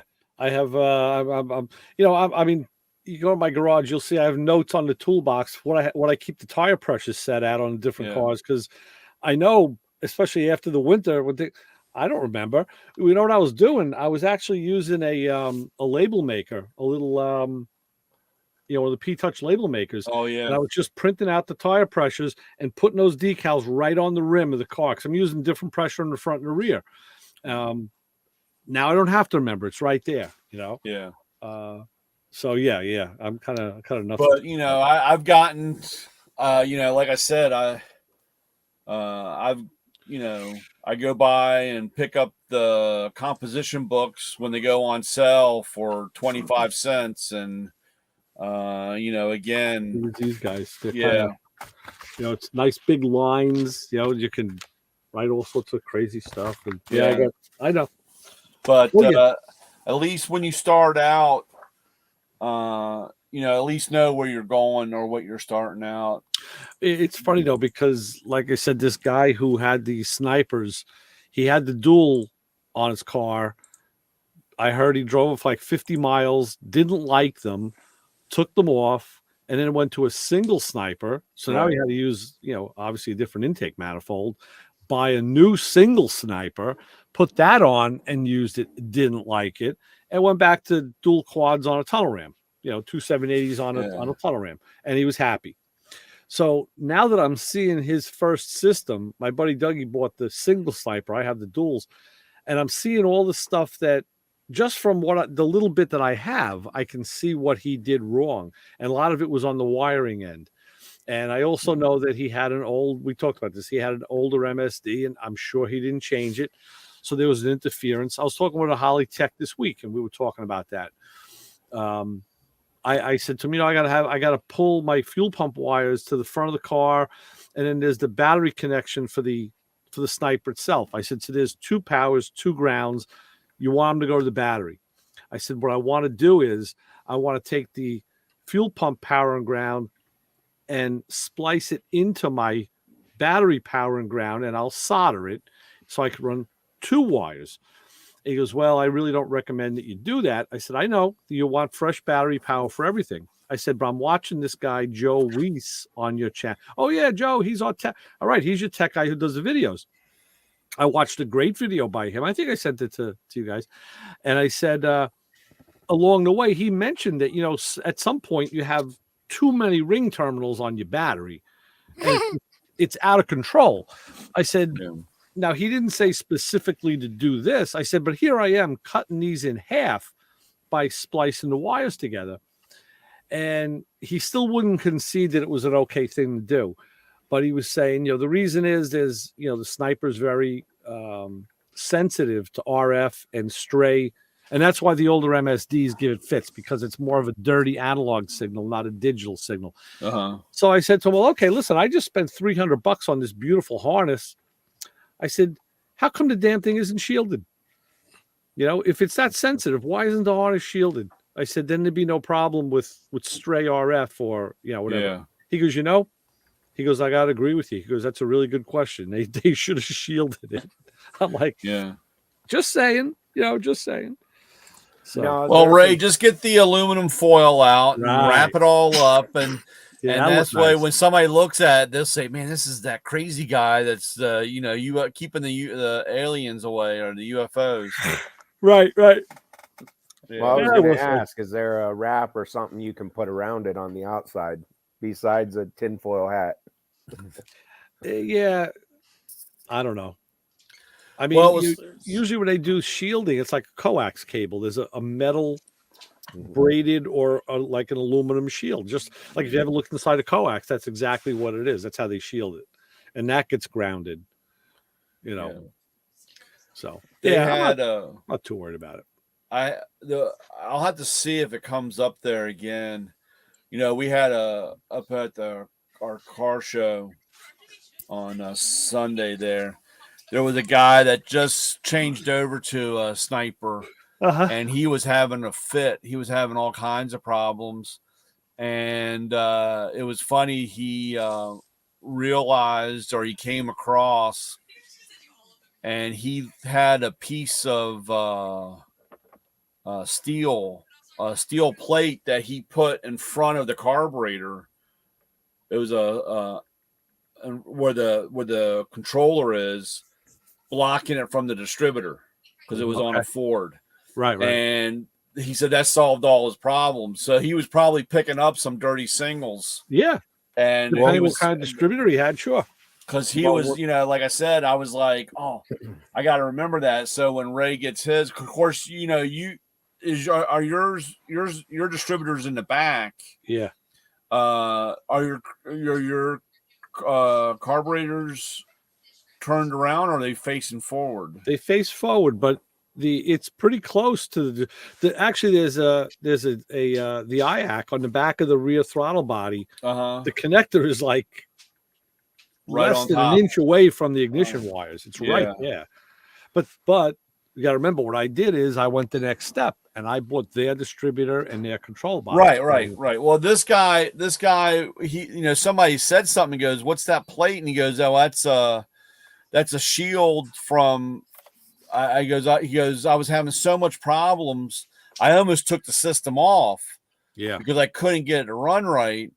But what type of distributor was he running? I can't remember. I'll have to look next time. I don't know if he ever fixed it. It was a couple weeks ago when I saw it, and I just heard him talking. He had put a shield up, and it blocked whatever he said. It solved the problem, with the car, and I don't even think I took a picture of it. Well, when we had the Ring Brothers on, we had the one Ring Brother on. I think there was a video on their Ring Brother University, and I had asked because I knew that was the week that Ray was on that trip, and I had asked because one of those videos they had mentioned something about they had some issues with the sniper, but they were able to figure it out. But when I asked, the one that we had on said it was his brother. He said, you'd have to ask my brother. It's the brother. Well, so if you can get a hold of him. I can tell you this, the distributor that I bought from them, which is essentially an MSD distributor because they own MSD, it's a Hall Effect. So Hall Effect, same thing my BMW motorcycle has on it. It's a how do you describe what Hall Effect is? Well, it has a shutter wheel in it, right? It has a shutter wheel, but you also have the magnetic trigger type distributor, which is, a magnet over it's like a tone ring. It's kind of the same thing. So they chose to use Hall Effect probably because it had the least dirty or least intrusive signal, to any other electronics. Yeah, when you have the magnetic in there, that really screws everything up. And that's what I mean. He could have had maybe even a point system may be an issue too, especially if a condenser goes bad or fails. Now you got all sorts of crazy shit floating around here. Yeah, I'll have next week. I'll have to see if he brings if he's up there. But I thought it was kind of interesting. Oh yeah, because he said he was at the end. He said, man, I wasn't. I was at the end of my patience with it because I couldn't. It was just so much. Right. And the thing of it is, like everything else is, one day the car would run great because that's the way it's tuned for, or that that particular. But then you have the next day it's completely all out of whack, and that's when people start losing their patience. Well, that's weird. That does, with an electronic system, that shouldn't happen. I mean, I remember, back in the day, I would have to retune my Holly depending on the weather. Yeah. I mean, if it was damp and wet, or if it was a cool, dry day, I have to retune that carburetor. Same thing with the SU that I had on my motorcycle. It was very weather dependent. But, tell me about it. I hate it. Boy, I tell you, when I had, like, especially when I had that factory, when I changed over to all the Mallory, I had Mallory ignition in mine, electric, and that really, I mean, that changed a lot, or it helped out a lot. But the only problem that I ever had was because I had that Shelby scoop on it, and on when it was hot and you got a cold rain, every once in a while you'd crack a porcelain cap. I mean, that would really piss me off. Sure. So that was you'd run the better distributor cap, but it was more I could put actually I ended up running a lot of Blue Streak stuff. Yeah, Blue Streak was great stuff. The Blue Streak was great stuff. Yeah. Nice thick plastic copper inserts. Because I'd spend $1 million for that porcelain, the Mallory stuff. Yeah. The ugly brown cap. And I remember the red ones. I remember Mallory being red. Yeah, it was red, and they had brown, like a light brown. Right. And I'll never forget the guy that Kerry was his name. He had a V8 Pinto. He had a Pinto with a V8 in it, a 289 in it. And I'll never forget. He's like, he was wired. That kid was wired up. He's like, Brian, man, I got this great stuff for you. It's Blue Streak, and it was a blue cap. And of course, he already sold me because it was close enough to the old Ford blue color. Yeah. And everything I have is, old Ford. That's my favorite color, And he's like, we'll put this, and we'll get those the 8.9 or 9.8 Excel yellow jackets or whatever those things were. Right. Big ass. I mean, it was like laying phone cable down, dude. Yeah. I tell you, man, that was And now you look at even a coil-on plug with a DIS ignition, and it's like 6 millimeter. Yeah, it's Little crazy. bitty thing. Like what the hell, you know? So it blew everything out of the water. I was going to say that, you know, that's what was the beauty of YouTube. That one video I saw, the guy was talking about, his tagline was, if your sniper has like a rolling idle. And I'm like, oh, that interests me. And what he was saying is the first thing you got to do is with the car idling, he says, just look down into the throttle bores and you should see a haze of fuel over each of the throttle plates. And he showed it. And he says, and if you don't see one of them, and one is dry, that injector isn't firing. And, you know, you can, you know where to look. But if that isn't the case and you're still getting the rolling idle, and then he went into the IAC. He said, it's going to be a matter of air. It's air and fuel. And go into your controller. And he was saying, you know, you press this, then this, then this, then this. So of course I roll back the video and I got my pad of paper and I'm like an old timer writing it down. Okay, press this, then an arrow. Okay, press this. I wrote all the steps down because I'm not going to remember it. And you know, you can see what the range is. He says you want to shoot for between 2 and 10%. And the way to do it is you just turn what would be like what looks like the regular idle screw on the throttle body. And he says, assuming the IAC is good, it's not carboned up or it's not faulty. If it's a working IAC, you know, you can play with that screw. He says it makes all the difference in the world. I'm like, yeah, that's, you know, it's just more into the modern age. So yeah. Well, like I said, you'll definitely, you know, get down. I mean, you know, you'll be able to get the car exactly the way you want. Yeah. Yeah, hopefully. Like I said, I want those instant starts in all weather, you know. And, of course, throttle response. I didn't have any problems with lag or anything with the dual quads. I had no problem with that. But, you know, it's nice to have, you know, the throttle response. And even with those Edelbrocks, sometimes I'd get, if I got on it good, the car wouldn't come back down to base idle all the time. Yeah. It seemed to hang around like 11, 1200. So it'd be nice to have full response again. That'll be cool. So, yeah, we'll see. Well, this last Saturday, they had the Cars and Coffee, the second one of the month, over by my house. Yeah. I got to meet one of my neighbors about halfway up the block here. I've driven by and I've seen his garage open and seen his car, and he was out there. He's got a 51 Chevy Bel Air, I guess it is. It's chopped, and I guess originally it was a 4-door that they made into a 2-door. And he said the reason they did that is because the longer roof line was easier to chop. Right. And it almost looks, the way it sits with that chop is somewhat reminiscent of a 49 Merc. Yeah. I mean, you can tell it's different, but you can see some of the similarity. I got some pictures of it. I got them with a camera instead of with my phone, but I'll put them in the chat, the messenger chat, and then I'll send some to you, Ray, and I'll post them on my Facebook. But I'll see them tomorrow because I just shut my phone off. Yeah, I don't have. They're still on a card. I never know what I'm gonna find Friday mornings when I turn my phone on. I'm like, okay. Ray, am I going to see your name next week on the Adam 12 special?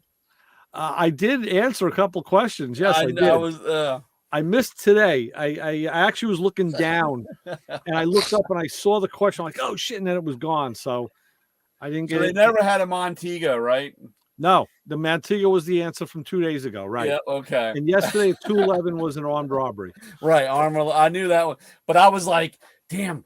I'm trying to think back and I was like, I don't think they ever had a Montego. No, they had the Satellite, they had the AMC Matador, the Matador, and they had the it was a satellite Matador. What was the And other another Chrysler? Chrysler. It was another Chrysler car.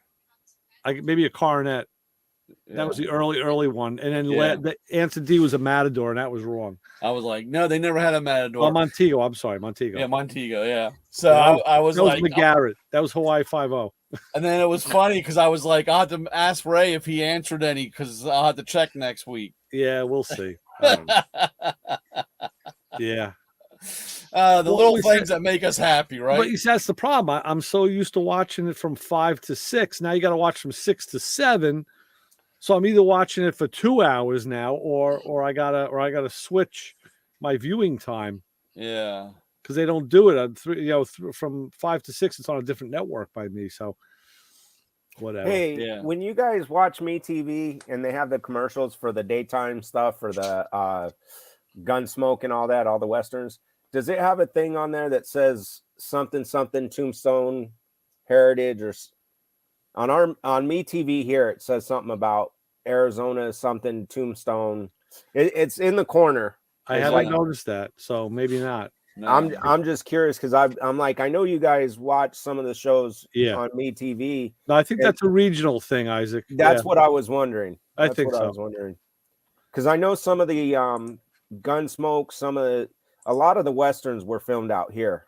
Okay, and there's actually good place to film a western is out west, right? Yeah, exactly, right. There's actually those in New York City. There's actually a what's called the Tucson Mountain Range. On the backside, there's a road that goes through there called Gates Pass, and it goes to Old Tucson, which is a tourist place, but it's also the studios where they would film the westerns.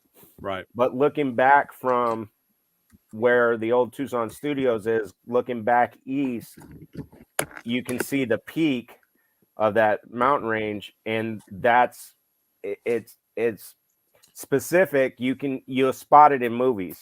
Okay, cool. Yep. All right, I'm gonna go spot the garbage. It's got to go outside, and maybe some. I think we got some cool pretzels at DQ yesterday, so I may have it's still up there. I'm gonna eat those pretzels right now. So, there you go.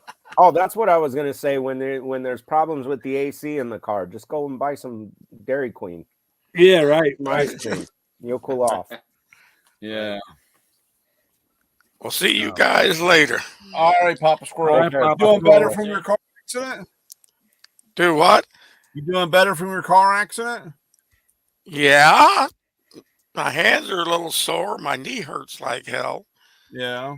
But okay, yeah. Well, I don't have to do pain pills anymore. Oh, that's good.